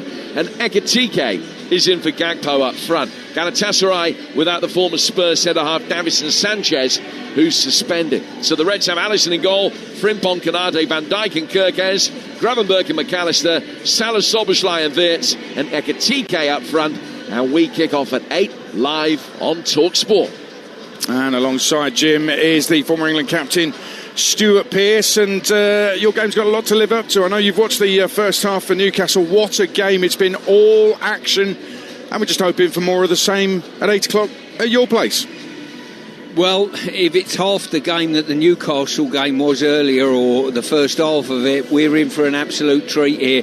What we need is more English teams going through into the next round phase. I think Liverpool will, but obviously if you watch the game the weekend, they're going to want to make sure they've got the ability to score a goal, but they need to make sure that they're tight at the back, I think. Slot is under pressure. Former Liverpool midfielder Danny Murphy was with me at Brentford on Monday night on Talksport. And listen to this, Stuart. He gave his thoughts on Slot's Liverpool future. I think where the Liverpool fans are at the moment, the way they've turned, I think it would need a Champions League win, or a gallant loss in the final, or an unbelievable run in the Champions League to keep his job. I think although it's not all on him. He is making some mistakes, and he's sometimes annoying fans with his post-match interviews, etc., etc. The reality is, Liverpool Football Club, after what they've spent, should be competing, should have had a better fight of the Premier League, and they should go deeper in the Champions League than they're probably going to. And I don't remember. I was trying to remember a time in my Liverpool life as a player and a fan where it got a little bit toxic and a little bit negative, and someone turned it round, and I can't. Danny Murphy there. And Stuart Pearce, what do you make of that? Does it feel like Slot has got to win these fans over again, despite winning the title last season? Well, I think there's a few question marks. Danny's quite close to it here, certainly closer than I am, but there's certainly a few question marks. What I would say, you've invested in over £100 million on a striker that hasn't kicked a ball in anger really this season. So that's been tough, and one or two players haven't invested into them, probably haven't settled in as quickly as Liverpool would have liked. Whether only a Champions League victory or a gallant loss will be enough for the fans and the owners, I'm not so sure about that. If it was me, I would need to have a look at another season. The first season bought the Premier League title. Second season, a lot of new recruits. A lot of those have took too long to settle in. For me, I would want to have a look at next season and how it starts then. Stuart, we'll rejoin you a bit later at Anfield. Liverpool Galatasaray coming up on Talksport at 8. Liverpool 1 down from the first leg. The Spurs Atletico Madrid game is live on Talksport 2 at 8 o'clock. We're waiting for the teams to come out of the new camp. Barcelona against Newcastle. Quick one with Dean Ashton on whether Trippier should have been sent off when giving away the penalty. Made no attempt for the ball, did he? No, I was amazed that he wasn't sent off. No genuine attempt to play the ball, just to pull Rafinha's arm. So I was surprised. I think, again, Barcelona could question that, I'm sure, depending on the result. I just hope the referee was thinking, I cannot send someone off in this game. This is too much fun. Yeah, it was almost like he was reluctant to give the penalty as well. He certainly was reluctant to give Elanga a penalty when Cancelo pulled him back. I actually thought he went down a little bit too easy, and that's the element of it that made the referee's mind up. Did you? Yeah, I mean, I felt as if he was ahead of Cancelo. Cancelo had a bit of panic just to pull him back. So I think maybe because it was left open to some interpretation, that's why the referee hasn't given it. For me, it was a penalty. Well, it's all about opinions, mate, and usually I'm right. But we'll see how it goes. Listen, first half fantastic, second half to come right now, live on Talksport. A football tear-up is how Dean described it. Whatever it is, we love it. Live on Talksport. Barcelona 3, Newcastle 2 on the night, 4-3 on aggregate, second half right now with Dean Ashton and Joe Shannon. And what has it got in store? The two sides back out onto the field of play, and Newcastle have made a half-time change. And Trippier has not reappeared for the second half on a yellow card. And Tino Livramento has come on a straight swap at right back, D.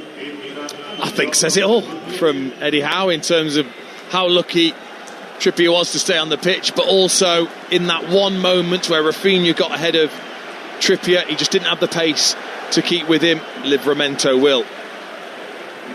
Well, a first half that will live long in the memory, and still the prospect of history in the Champions League for Newcastle United tonight. They are 3-2 down on the night, 4-3 behind on aggregate as the second half begins, but hope, still hope for Newcastle. Barcelona in their familiar dark red and blue, playing from right to left in the second half, and Newcastle in the black and white striped shirts, white shorts and white socks, playing from left to right. So Newcastle, Ramsdale in goal. Now Livramento at right back.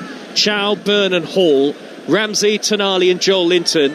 Elanga and Barnes either side of Gordon up front. And for Barcelona, Johan Garcia is the goalkeeper. Araujo, Kubasi, Martin and Cancelo.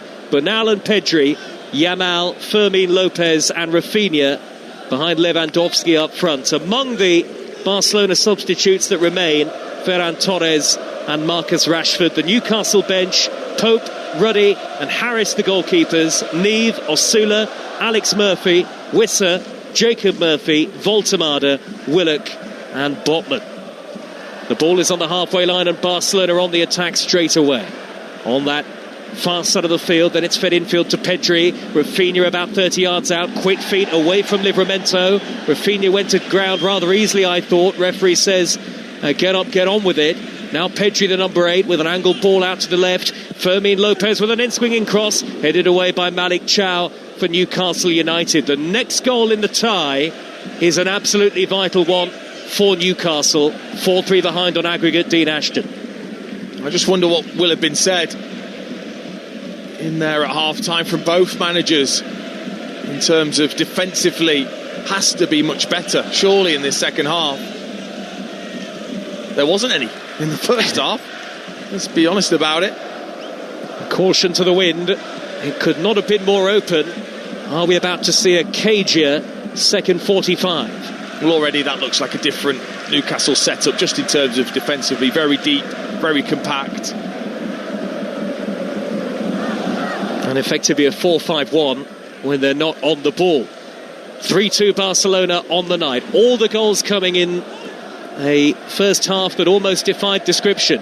Lewis Hall with great footwork on the halfway line and a good early ball over the top towards Elanga, chested back by Cancelo, and a good interception by Gerard Martin to send it back to Garcia, because if he hadn't done so, might have dropped to Anthony Gordon, who was lurking behind Cancelo. Yeah, absolutely right.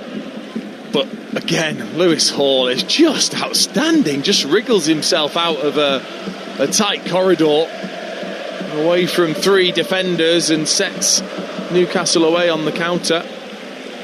At 21 years of age, England's number 1 at left back, surely. And Cancelo pops the ball backwards to Martin for Barcelona. Midway inside his own half the field, rolls it back to the feet of Garcia, all in orange, the goalkeeper. Barcelona playing from right to left. Pedri retrieves possession on the edge of his own penalty area now. Pau Kubasi. Barcelona have been involved in so many Champions League classics over the years, win or lose. Here is an early ball towards Fermin Lopez down the far side, the right, 2 in the middle, Rafinha and Lewandowski. Araujo with the pullback, it's come to Rafinha by the deflection. Ramsdale saves and cleared away by Byrne. Tight angle for that shot, beaten out by the goalkeeper. Crucial that Newcastle do not concede again. Pedri. The tyres on a knife edge here for Newcastle United. Early minutes of the second half. Yamal darting infield from the right onto the left foot, back onto his right, teasing cross. Rafinha headed away by Livramento. Hook further clear by Elanga over his shoulder, only as far as Kubasi. Wide to Cancelo. Real pressure on Newcastle here. Lewandowski's in the box. He delivers. Rafinha misses his kick. And it's gathered by Ramsdale, but Newcastle could still most certainly tighten up defensively. Yeah, they can, but it's difficult. If you're going to sit deep, of course, you're going to have those 1v1s. Yamal brilliant there, this time against Harvey Barnes to get the cross in. But earlier, Rafinha got himself away, left foot, right foot. He's happy on either to strike. He struck it well from an angle. Ramsdale with another save. And then a clearance that goes straight out of play.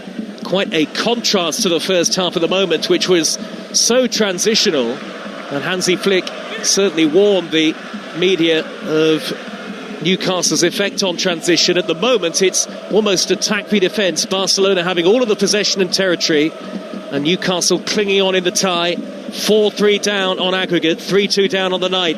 Newcastle United. We've got Liverpool against Galatasaray at 8 on Talksport. Atletico against Tottenham on Talksport 2 at the same time as Tonali shuffles forward for Newcastle. The Dark-haired Tonali out on the left-hand side. Early ball in field, and now Barnes is a winning runner. Barnes to Hall. Good footwork in the penalty area by Hall, but he can't play the return pass.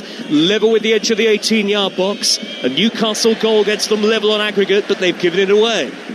Pedri there to win it back, the diminutive number 8 for Barcelona, and they slow the play down, very deliberately so, it would appear. Yamal in the right-back position shepherds it back to the goalkeeper, Garcia. Yeah, there's certainly more of an air of, I think, possession for Barcelona at the start of this half. Newcastle just sitting off slightly. Ball forward for Barcelona towards Rafinha. Lovely reverse pass, and Fermin Lopez is clear. Fermin Lopez against Ramsdale, and he scores. Barcelona now have a 2-goal advantage on aggregate. Fermin Lopez standing atop the advertising hoardings to lap up the ovation, and Barcelona may well have seen off Newcastle here. What a reverse ball down the middle. Fermin Lopez onto it. Newcastle exposed defensively, and Fermin Lopez tucked it away gleefully to make it Barcelona 4, Newcastle 2, and it's 5-3 to Barcelona on aggregate. You can't defend like that in the Champions League. You simply can't. It's too easy. Burn goes so far into midfield with Lewandowski. He doesn't need to. Lewandowski's not going to run beyond you. Dan Burn, you don't need to go that far in. He leaves a massive hole in the centre-back position. Thiago doesn't come across, and it's Fermin Lopez, who starts as like a deep-lying midfield player, spins away from Tonali and just sprints into the gap that's been left by Dan Burn. The ball in, flicked round the corner, and he's through 1v1. It can't happen at this level, but when he does, how composed is he? He waits and waits, and then at the last second, as he faces up Ramsdale, just quickly opens his body up, side foots it away from Ramsdale, right into the corner. It's a super finish. Terrible defending from Newcastle. A more dazzling attacking play from Barcelona, 5 times the European champions. And we're only 7.5 minutes into the second half, and Newcastle have now conceded 4 on the night. 5-3 down on aggregate. And here come Barcelona again out on the right with Fermin Lopez. Rafinha in the middle. Fermin Lopez is in behind here. Oh, and lunging in was Tonali. And the referee and his assistants say that it's a corner. Newcastle, I think, feel that Tonali was fouled, but Barcelona are right on top in the tie. Absolutely. Again, it's a brilliant run from Fermin Lopez. Tonali this time stays with him, doesn't let him go, follows him all the way, gives away the corner. Just going back to the goal, does Dan Burn really need to go all the way into midfield with Lewandowski? I don't think he does. Either that is something that the manager said you have to go and follow, man v man, or Dan Burn has made the wrong decision to go that far in. It seemed really strange when Lewandowski hasn't got the pace to really run in behind, and it left such a massive gap for Fermin Lopez just to run into and be found. Well, 3,000 Newcastle supporters watching on rather glumly in the upper tier at the moment. There might be a problem for Tonali here. He seems to have perhaps pulled a muscle lunging in to make that challenge, and it was the deftest of touches to smuggle it behind under pressure from Fermin Lopez. Newcastle have got the likes of Voltemada and Jacob Murphy warming up at the moment, but this is a real concern for Eddie Howe. Barcelona 4, Newcastle 2. If you're just joining us here on Talksport, 5-3 on aggregate, and Newcastle are poised to make a change here with Barcelona suddenly very much in control of the tie, though it certainly hadn't felt like that for long periods of the first half in particular. And Dean, we're just watching a replay on our monitor in the commentary position of that 4th Barcelona goal. Burn is caught out hopelessly out of position, and Tonali can't track Fermin Lopez. Yeah, Gerard Martini is with the ball in the centre-back position. Fermin Lopez goes towards him like he's going to make a 5 or 10 yard pass to him. He doesn't. He spins away from Tonali. He then just sprints into the gap that's been left by Dan Burn. Tonali doesn't quite track him. Ball played in all the way through to Rafinha, which again shouldn't happen. He just reverses it round the corner and he's in 1v1. Tonali replaced by Joe Willock. He's had to go off injured. Is it falling apart here for Newcastle? Corner from Rafinha. Lewandowski heads it in. It's all over now. Lewandowski lurking, so predatory at the back post. The 108th Champions League goal of his storied, glittering career. And Barcelona are heading to the quarter-finals of the European Cup for a 26th time. But what a nightmare for Newcastle. Just 10 minutes into the second half, they trail 5-2 on the night, 6-3 on aggregate, and that is surely the end of Newcastle's Champions League story. A nightmare for Newcastle. The masked man, Lewandowski, wearing that to protect his face. The only thing he's worried about breaking, though, is the back of the net with the header. He gets up and above Livramento. Ramsdale, poor positioning, never gets the flight of the ball. Lewandowski's too strong for Livramento, just powers the header into the empty net to what you would expect to be too far for Newcastle to come back from now. Well, there will be something of an inquest into the way that the Premier League clubs have defended over the course of this round of 16 in the Champions League. We mentioned that in the first half. Chelsea hammered over two legs by Paris Saint-Germain. Manchester City humbled by Real Madrid. Tottenham 5-2 down going into the second leg on Talksport 2 tonight.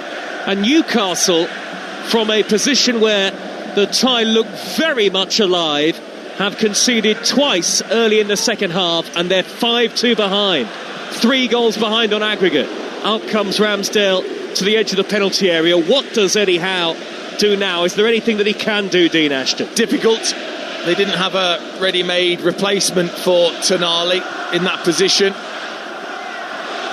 Oh, and Anthony Gordon nearly threw down the middle. In the way is the defender Kubasi, who knocked it back to Garcia. A very unconvincing volley clearance upfield by the goalkeeper. Willock has won it back off Pedri, snapping at his heels. Joel Linton knocks the ball out to the left-hand side. Harvey Barnes on the attack, looking for Lewis Hall. Hall into the area, cuts it back off the defender, cleared away by Araujo. Well, Newcastle probably should have made something of that.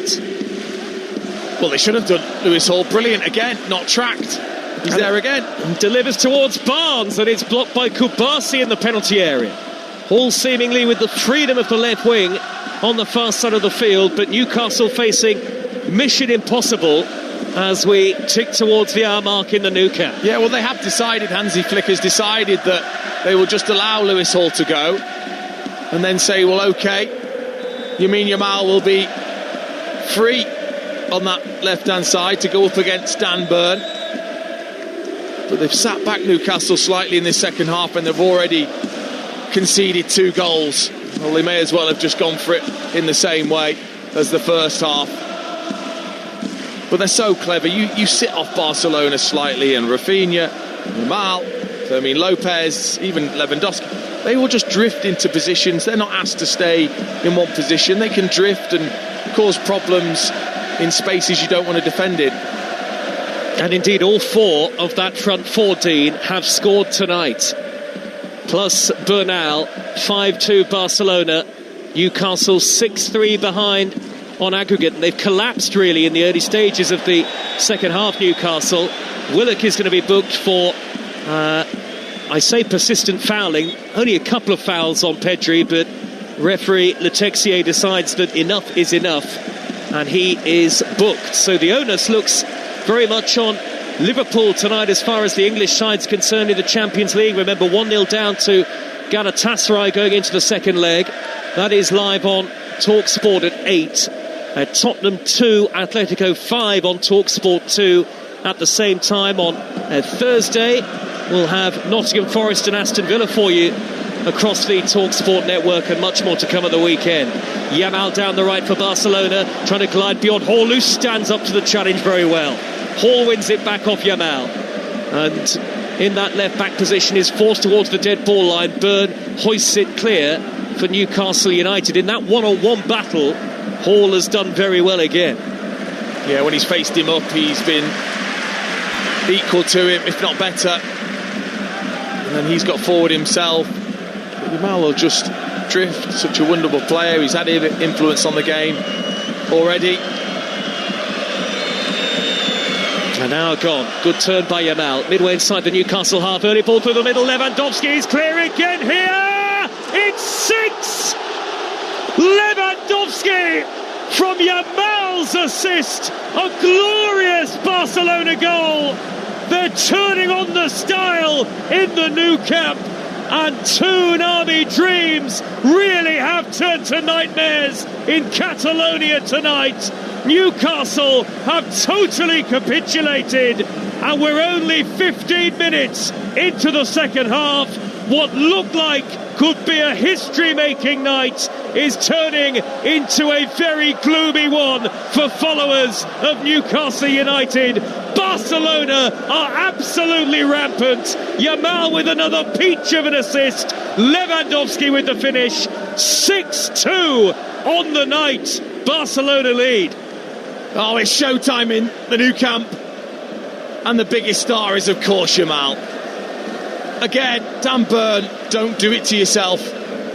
Don't be embarrassed in the middle of the pitch. You don't need to go out of your position that far. Yamal, it's just brilliant.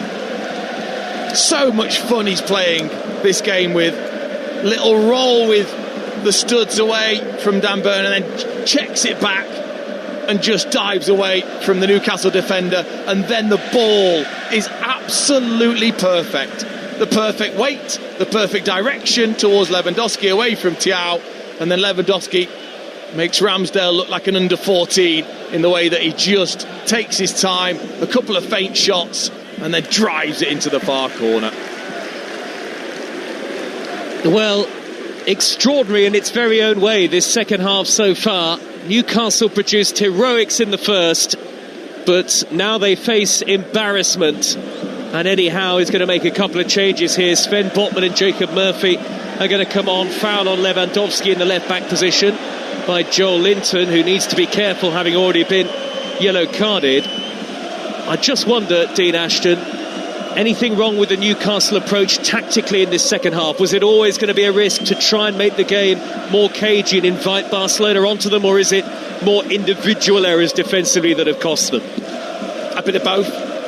I don't think it's one thing in particular. All round it's been pretty poor defensively. Let's give some credit. These are some of the best players in the world they're up against, so you make a slight mistake and they will punish you. But still, there hasn't been that defensive organisation to at least make it difficult. It is 7-3 to Barcelona on aggregate. The two changes, Elanga and Joel Linton come off. Jacob Murphy and Botman come on. That will probably mean a switch to a back five for Newcastle United. And it's such a shame to say it after that first half performance, but it is, Dean, damage limitation now for Newcastle. They're 4 goals behind on aggregate, and there's surely no way back. No, you can tell they're deflated. Like I said, they haven't got a natural replacement for Tonali in there, so Ramsey has gone as a deep lying midfield player. That's not his role really, which is why I think they've changed the system, just to give a bit of help to the middle part of the pitch, as that 6th goal said it all for Barcelona. Yamal just turning in midfield, Lewandowski played through so simply. It's wonderful play, but it's such poor defending to allow it to happen so easily. And it's not about to necessarily get any easier for Newcastle when you look at who Barcelona are going to bring on shortly. Dani Olmo, Ferran Torres and young Xavi Espa, who has only made his senior debut in the last 2 matches, but is yet another of these La Masia Academy graduates that help make Barcelona the great name in European football that they are. 6-2 in the second leg and 7-3 on aggregate. Live on Talksport with Enterprise Rent-A-Car. Whatever it is, they're here for it. Kubasi on the halfway line, rolls it backwards to Garcia. I'm sure the Newcastle fans are somewhat in shock, and you have to feel for Eddie Howe on the biggest night of his managerial career. This game has just eluded Newcastle, escaped them oh so quickly. 15 minutes of madness, and it's 6-2 to Barcelona. And here they come again. Fermin Lopez down the left-hand side, 2 in the middle. They're queuing up towards Yamal. Good interception by Chow, who gets it away. Yeah, vital, but desperate still, wasn't it, from Thiaw? 3 against 2. Just not enough pace on the pass, was there? Now Thiaw just to intercept. His burn was left for dead once again by Fermin Lopez. Just the 2 tonight for Robert Lewandowski. He's coming off. Cancelo and Fermin Lopez likewise. And really it's almost an admission from Hansi Flick that the tie is done. 20 minutes into the second half here. And Ferran Torres, Dani Olmo and Xavi Espa are the players to take to the field. Quality replacing quality. It is the Barcelona way.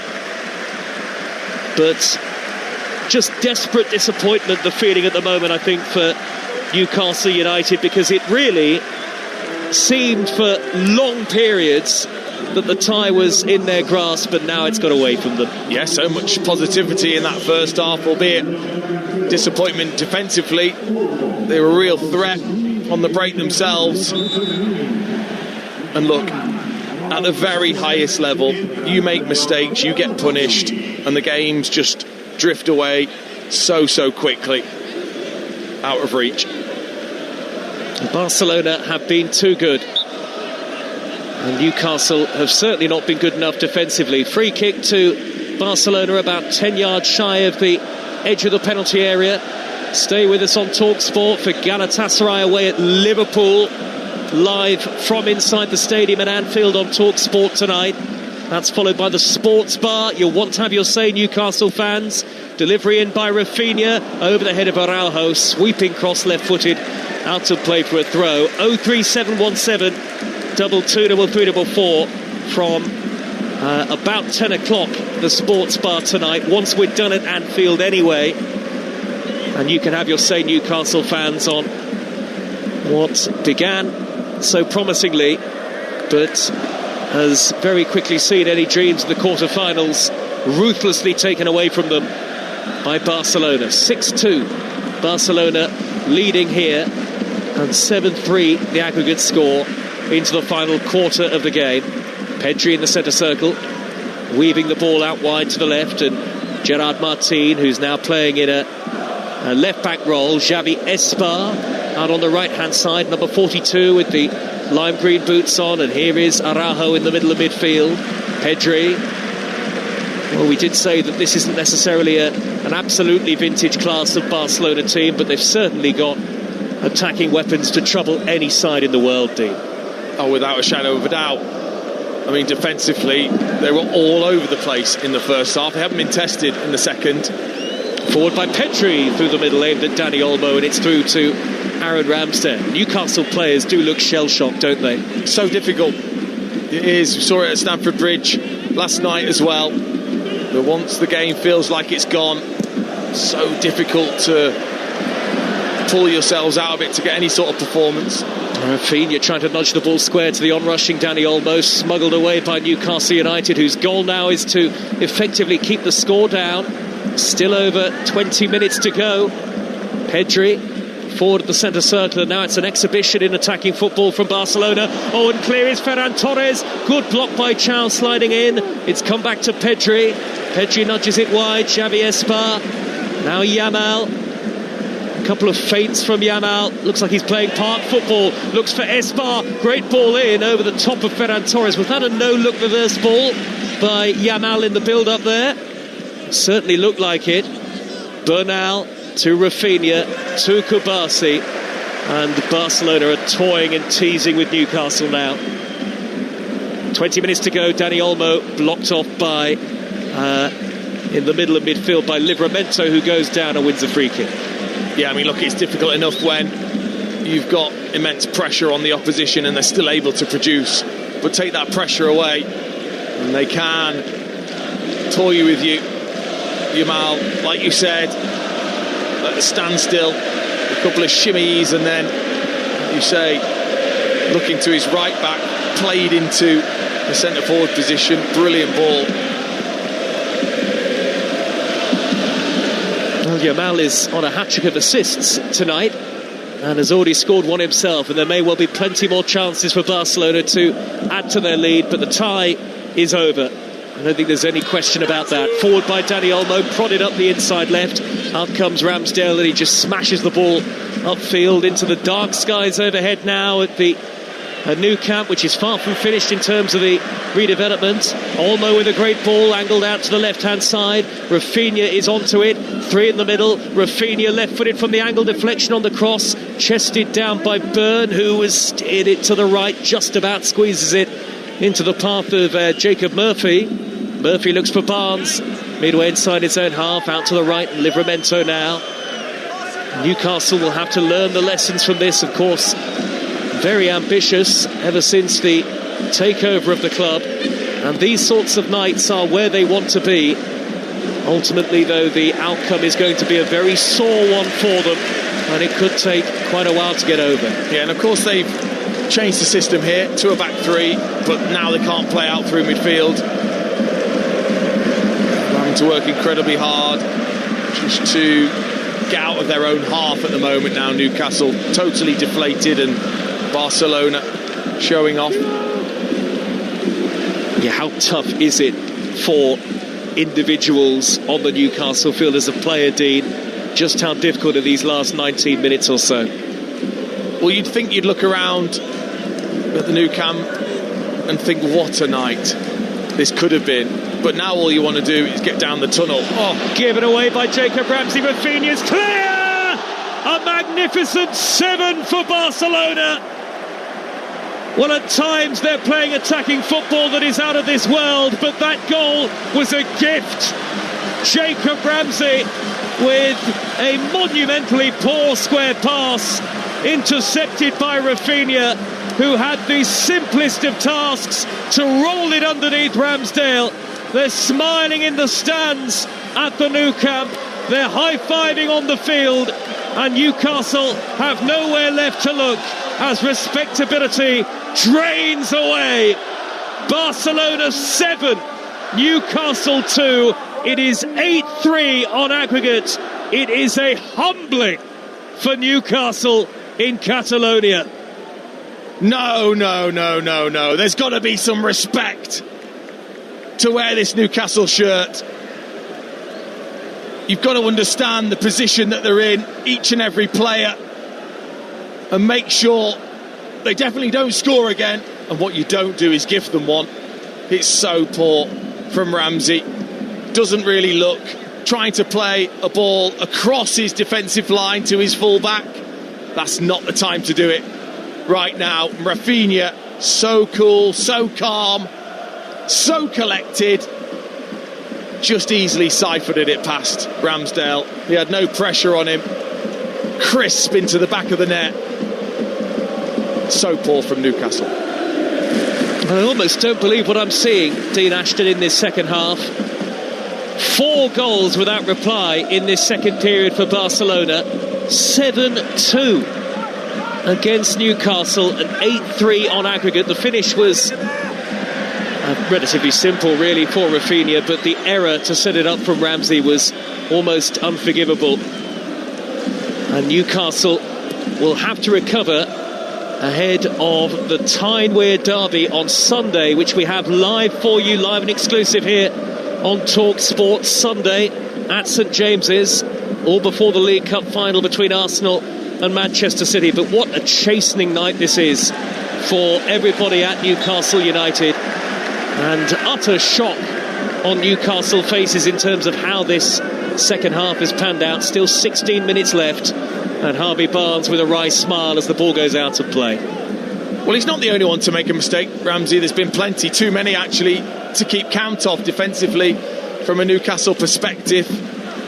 Some of the absolute basics have deserted them tonight. Here come Barcelona yet again with Yamal on the right corner of the penalty area. Certainly it's going to be a statement victory this for Barcelona. And once again, as the flag goes up on the far side, a Premier League club has really been embarrassed in European competition. And that's what it is. It is an embarrassment. Now the scoreline for Eddie Howe and his team. So now there needs to be pride in the performance, pride to keep Barcelona out again. Let's not try and do things that are going to take risks. Dan Burns just trying to be vocal, I think, with the team. Some pride needed now. Joan Laporta, who was re-elected as Barcelona president on Sunday, is certainly enjoying it in the stands. 14 and a half minutes to go. Painful minutes these for Newcastle players. They're 7-2 down in the Nou Camp. Who would have thought at the start of the night that there would be 9 goals and that 7 of them would be for Barcelona?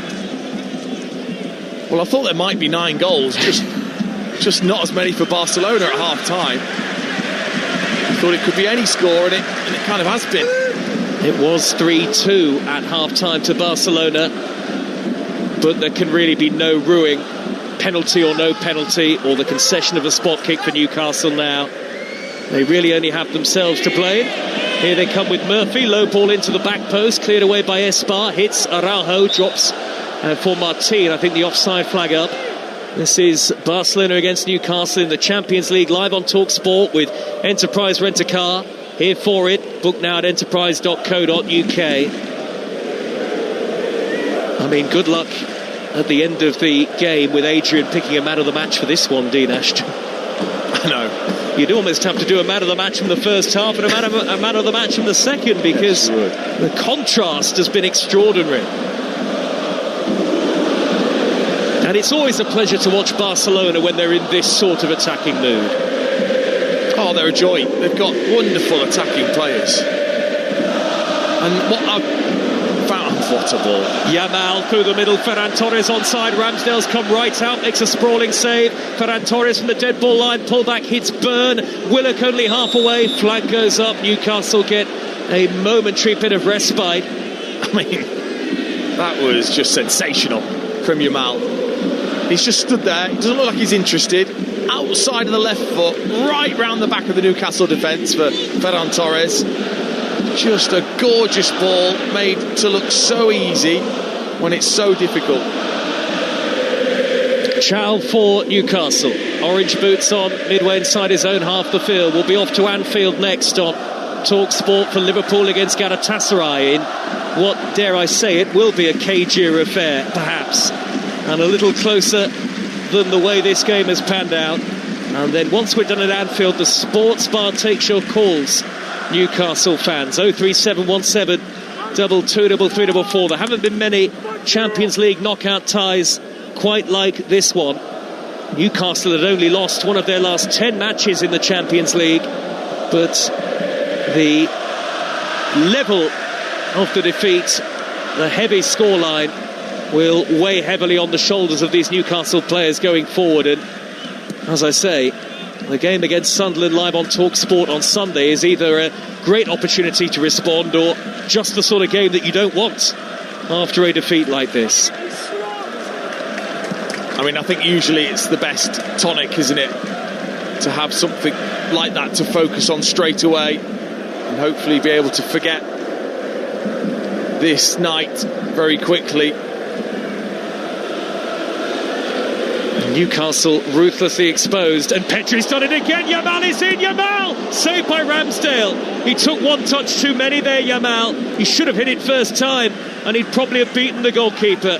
Newcastle counter, Gordon, nutmeg on Martin. Lovely angled ball by Gordon out to the left, and Harvey Barnes. He takes on Espa in a one-on-one. Harvey Barnes with a shot, and it's straight at Garcia.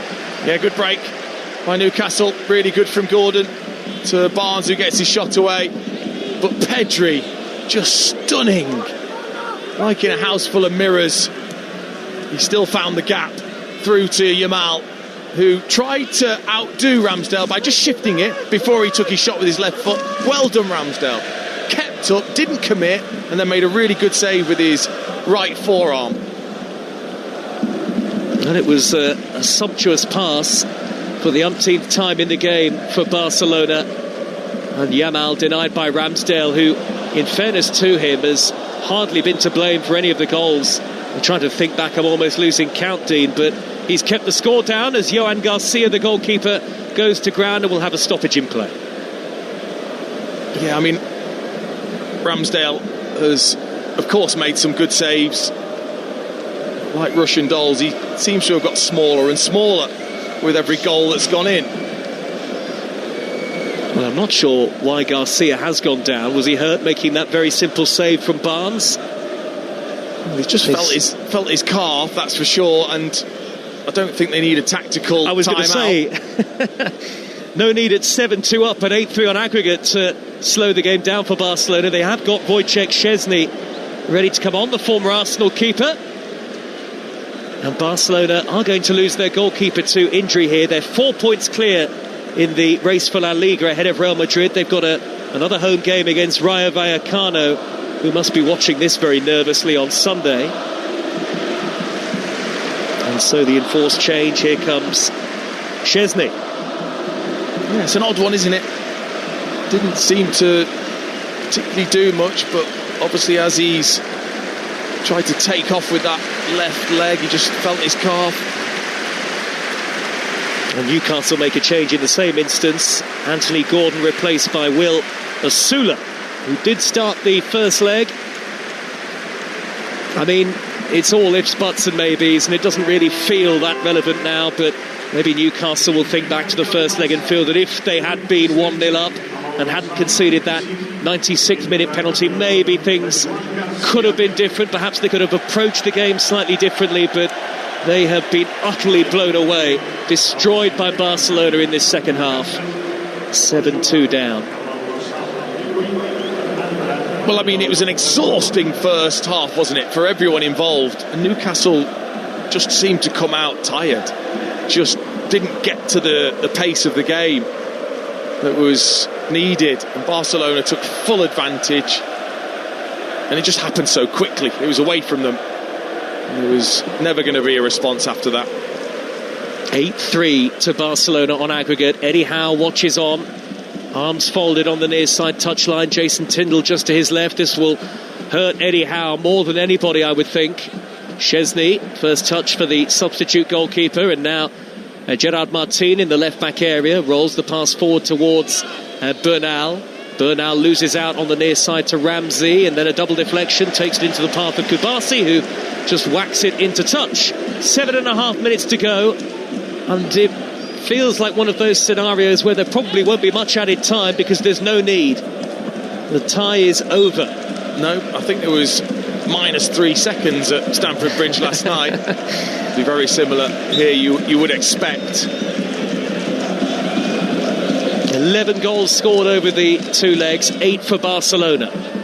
Header away at the near post by Martin, and now Ferran Torres collects possession. Looks for Rafinha, nearly played it through the legs of the defender to roll it back into the path of Ferran Torres. Good work, half good work anyway by Willock to win it back. He nearly lost possession, but has eventually forced a throw.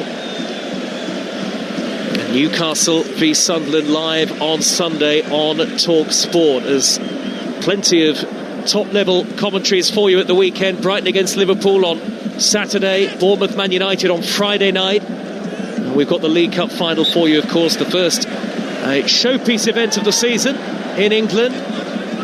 The League Cup final, Arsenal against Manchester City, live on Talksport on Sunday afternoon from Wembley Stadium. The ball has been played backwards by a burn to Ramsdale, who just about smuggles it wide to his right, and Chow. I do wonder how Newcastle fans will see this performance. Having watched the first half and how competitive they were and how close it was and what they created, all right, what they gave up as well. But then the second half, just the contrast is incredible. Yamal for Barcelona, who are not finished yet. 30 yards out in a central position. He rolls it backwards to Xavi Esbar. Mexican waves at the Nou Camp now, as if to rub salt into Newcastle wounds. The home support are very content with what they're seeing. Kubasi on the halfway line with the angled ball out to the left, and Rafinha. 5.5 minutes remain. Rafinha's little dink over the head of Livramento to find Martin. Now Pedri looking up. Pedri plays it backwards into the centre circle, and Araujo juggles the ball momentarily. Xavi Esbar out to the right hand side. 1-2 between him and Yamal and Bernal, and it's just a question now of whether Barcelona can add further goals Always the possibility with Yamal on the ball that even in a tight and congested area that he can make something happen. Scampering forward now is Pedri, a long way out, works it wide to Espar. There are a couple of players in the middle. Tees back to Yamal with a curling shot, and Ramsdale juggled it in front of his face and nearly dropped it, but credit to him, held on. Yeah, that would have been special from there, from Yamal, cutting in on his left foot. A little bit of space for the first time away from Hall. Stung the palms of Ramsdale, who took a second attempt to grab hold of it. Throw in the left back position for Newcastle, which Hall will take. 3,000 supporters, the vast majority of whom have stayed to the end, and that's full credit to the Newcastle fans. High up in one corner of the stadium. It was 3-2 at half-time and 4-3 on aggregate, but the lead for Barcelona has now extended to 7-2 on the night and 8-3 on aggregate. There was a point where we were almost losing count. Across comes Botman for Newcastle, only gets it half away. Byrne behind him, sweeps the ball into touch. It'll take quite a bit of analysing, I'm sure, for Eddie Howe to work out exactly where it's gone wrong, but too many individual errors defensively tonight for Newcastle, it's felt like, as I think another change is perhaps underway, or is he asking Barcelona to take the throw again, the referee? There was certainly a pause there. Not entirely sure why. Maybe just wasn't taken from the right place. But yeah, a lot to analyse for Eddie Howe, because I'm sure they will have planned to defend a lot better than they have done. As a team, I'm talking about as well. Chow has played it on to Asula. Edge of the D is Ramsey. Ramsey to the left and Barnes. 3 minutes left. Ramsey turns away. 3 minutes more for Newcastle to endure ultimately. And it certainly didn't look like that at one stage as Xavi Espar, the 18-year-old, slides in. It's like a conveyor belt of top quality, isn't it, that Barcelona Academy, Dean? Year on year, they just produce the new stars of the future. Yeah, they're usually not bad, are they, with the ball at their feet either? Hall is going to take a throw here for Newcastle, who have sent Botman and Chow and Byrne forward long towards all three at the near post. Byrne couldn't get his head to it, hit by Ramsey, and it smashes against the back of Araujo, who goes to ground. He took that from very close range. Corner to Newcastle coming up. 7-2 to Barcelona in the second leg. 8-3 on aggregate. To Anfield we will go shortly on Talksport, and of course Atletico against Tottenham will be on Talksport too. He took that square in the face, actually, Araujo. He did. It was brave, wasn't it? With his clenched jaw, as he thought it might hit him, but didn't shy away from it. Took the full force on the side of the head. Well, the Barcelona support are in delirium. Catalan flags being waved, red and blue flags being waved. Newcastle corner in towards Barnes at the near post, and the header flashes wide. 90 seconds to go. Consolation all that would have been, but Barnes, I think, needs to do better. He was free there with the header at the near post, just needed to be glanced towards the far, got too much on it, up and over. Well, they're dancing in the stands at the moment, and by the way, it'll be Barcelona against either Atletico or Spurs in the quarter-final. Newcastle have the ball down by the corner flag. We're into the final minute of normal time. Maybe Newcastle will have the last word. Joe Willock from the corner of the area sends it forward to Hall, whose right-footed shot is easily smothered by Szczesny. I think Barcelona felt they really should have had an offside flag anyway. Wouldn't have mattered in the context of the tie. 8-3 Barcelona on aggregate. Again, one of those matches that had to be witnessed in one form or other, seen or heard to be believed. A total second half collapse from Eddie Howe's Newcastle United. Penny for his thoughts and those of Jason Tindall as well. The Newcastle fans stand watching from the very top of the middle tier at the Nou Camp, the top tier unfinished as yet. When they eventually get it done, the capacity will be over 100,000. Byrne in conversation with Szczesny here. There is a delay to play. And that is the end. The final whistle on Newcastle's Champions League campaign. Newcastle's nightmare in the Nou Camp. An embarrassing, chastening and ultimately infamous night for Newcastle United, who have been hammered by a rampant Barcelona. And this result and performance will take some time to sink in and get over for the team from the Tyne. Barcelona were 3-2 up at half-time and only 4-3 ahead on aggregate. Newcastle were excellent in that first period. Anthony Elanga scored twice, either side of goals from Rafinha and Bernal. But Yamal's penalty right on half-time put Barcelona in front on the night and in the tie. And in the second half, they produced a simply blistering attacking display to leave Newcastle clutching at thin air. Fermin Lopez scored 6 minutes into the second half. Lewandowski added 2 of his own before Rafinha's second of the night and Barcelona's 7th, as Newcastle simply capitulated. How will they recover ahead of the Tyne-Wear derby on Sunday, live and exclusive on Talksport? Goodness only knows, but it is a night that Newcastle fans certainly will never forget, but for all of the wrong reasons. Barcelona 7, Newcastle 2. Barcelona win the tie and go through to the quarter-finals, 8-3 on aggregate.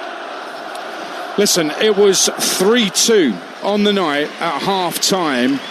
It finished 7-2, and the scoring finished with 20 minutes to go. And that just tells you all you need to know about that Newcastle performance after half-time. A total and utter mess. And some serious questions need to be asked. And I need Dean Ashton to answer them as well. Here's the first one. Can Dan Byrne really go to the World Cup after that? Eddie Howe was given a striker stroke midfielder for £65 million last summer. He stayed on the bench, Nick Woltemade. Johan Visser, expensive signing, stayed on the bench. Questions have to be asked about either the recruitment or Eddie Howe's refusal to use those expensive players. Chelsea were embarrassing. Newcastle, that second half capitulation, was that even more embarrassing? I mean, Spurs might well be wading into that debate, so hold off on that one. But after that second half showing, a complete capitulation. I wonder what was said at half time. It was a total mess. And I think all TalkSport listeners know by now, my policy is, when you get absolutely hammered, the manager has to at least offer his resignation. Now, whether that's accepted by the Newcastle board or not, that's what Eddie Howe has to do, in my opinion. Dean Ashton, loads of questions there, but where do you start with that second half performance? From the very first whistle, in that second half, Barcelona completely dominated and Newcastle looked a mess. It was shambolic, Aid, in that second half. It's been a conveyor belt of hold my beers from English clubs so far in the Champions League. I mean, considering how close they were in that first, how competitive they were in that first, what happened? What happened at half time? What was said that they came out so flat and meek? I mean, it was just bizarre to see how easy they made it for Barcelona. Now, I wouldn't go as far as you to say the manager needs to offer his resignation, because they've got a game at the weekend that could change the mindset completely. But you're right. I mean, Woltemade and Visser must be going, hang on, what's going on? We're in the Nou Camp and I've sat on the bench and not given a look in when I'm watching that type of performance. So many questions, too many, I think, to get the right answers right now. Yeah, you're right. And I just want to focus a little bit on the defending, because it should feel harsh to focus on Dan Byrne, but it doesn't really, because I think he was just awful. But I'm wondering if it is him to blame. Say the Fermin Lopez goal, the First one in the second half to make it 4-2. It's one pass into the centre circle from a left-back position. A first-time pass out to Barcelona's left-hand side where Fermin Lopez finishes brilliantly. It's a defensive mess. It's poor decision-making. But surely Dan Burn has been coached. Jason Tindall, Graham Jones, Eddie Howe, surely they've said, right, this is what Lamine Yamal does. Don't go into the centre circle, or do go into the centre circle. If you go in there, you've got a foul. Whatever it is, surely they must have given him some sort of idea how to at least try to deal with Lamine Yamal, because when he was with him in that centre circle, it was just one little shimmy. It was embarrassing. It was one little shimmy from Yamal, and Dan Burn was just completely going out the wrong exit door. It was as if nobody had introduced him to Lamine Yamal before. It was incredible.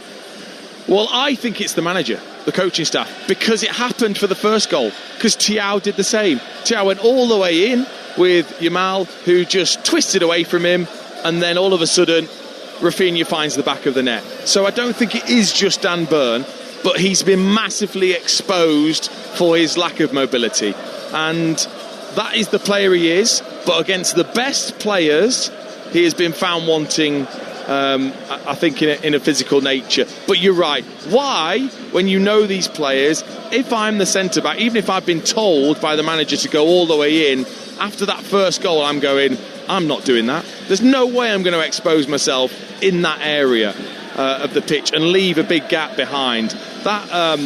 That Lopez goal in particular, you won't see worse defending than that all season.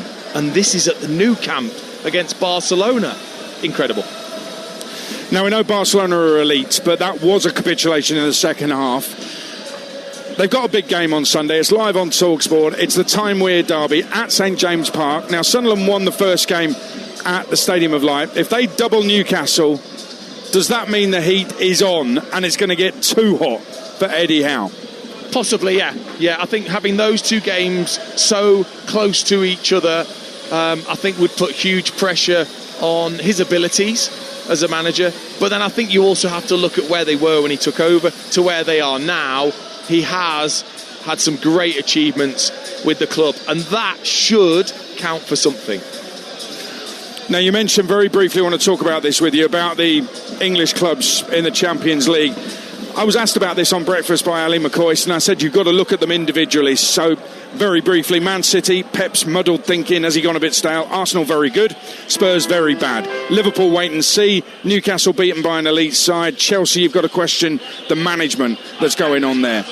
But actually, some of these sides have been beaten by European elites. Barcelona, PSG, Real Madrid, those are elite sides in Europe. Is it a really surprise the English teams went out to them? Spurs shouldn't be in the Champions League anyway. They finished fourth bottom of the Premier League last season. And like I say, we're waiting on Liverpool this evening. So, I don't know, is it a Premier League problem, do you think? It's a Premier League arrogance is what it is. It's that we now think that we are the elite league in the world, and we can just go to places like the Nou Camp, to the Parc de France and the Bernabeu, and just roll teams over. We're that good now, the Premier League. I'm amazed at some of the defending away from home. When you used to watch teams go away from home and sit there and defend for their lives to just keep the opposition out. I haven't seen any of that. I haven't seen any of it. And not even a little bit of it. There's just been this, I think it's arrogance to think that English teams can just go away and bully the rest of Europe, and we've been massively found out because of it. Amazing. Newcastle have gone, beaten 7-2 on the night. A second half collapse, 8-3 on aggregate. Dean, it's time now for us to pick our man of the match with Enterprise Rent-A-Car. The Here For It hero on Talksport with Enterprise Rent-A-Car. Whatever it is, we're here for it. Well, good luck with this, Dean. I mean, unbelievable. Unbelievable. I think I'm probably going to give it to Lopez, Fermin Lopez. I just think he's been such a surprise package this season in particular. I thought his intelligence to quite easily open up Newcastle, but just the movement it allowed then Yamal, who didn't want to be out there with Lewis, to drift in and have that space in the middle for Rafinha to go and collect, and Lewandowski. His movement was key, and his movement for the goal was excellent, and the running power and the finish. I really enjoyed his performance tonight. Yeah, and I must admit, Joe Shannon in commentary said this isn't vintage classic Barcelona, and he's probably right. However, tonight, second half especially, they really played some superb football. Was there, very, very quickly, Dean, was there any Newcastle player came out with credit? No, I'm afraid not. That's quick enough. The kit, man. The kit looked great. Kit looked good. I have to say, with the Time Weir derby coming up on Sunday lunchtime, live on Talksport, Tonali off injured tonight as well, could be a huge headache for Eddie Howe. That was our Here for a Hero man of the match from today's game with Enterprise Rent-A-Car.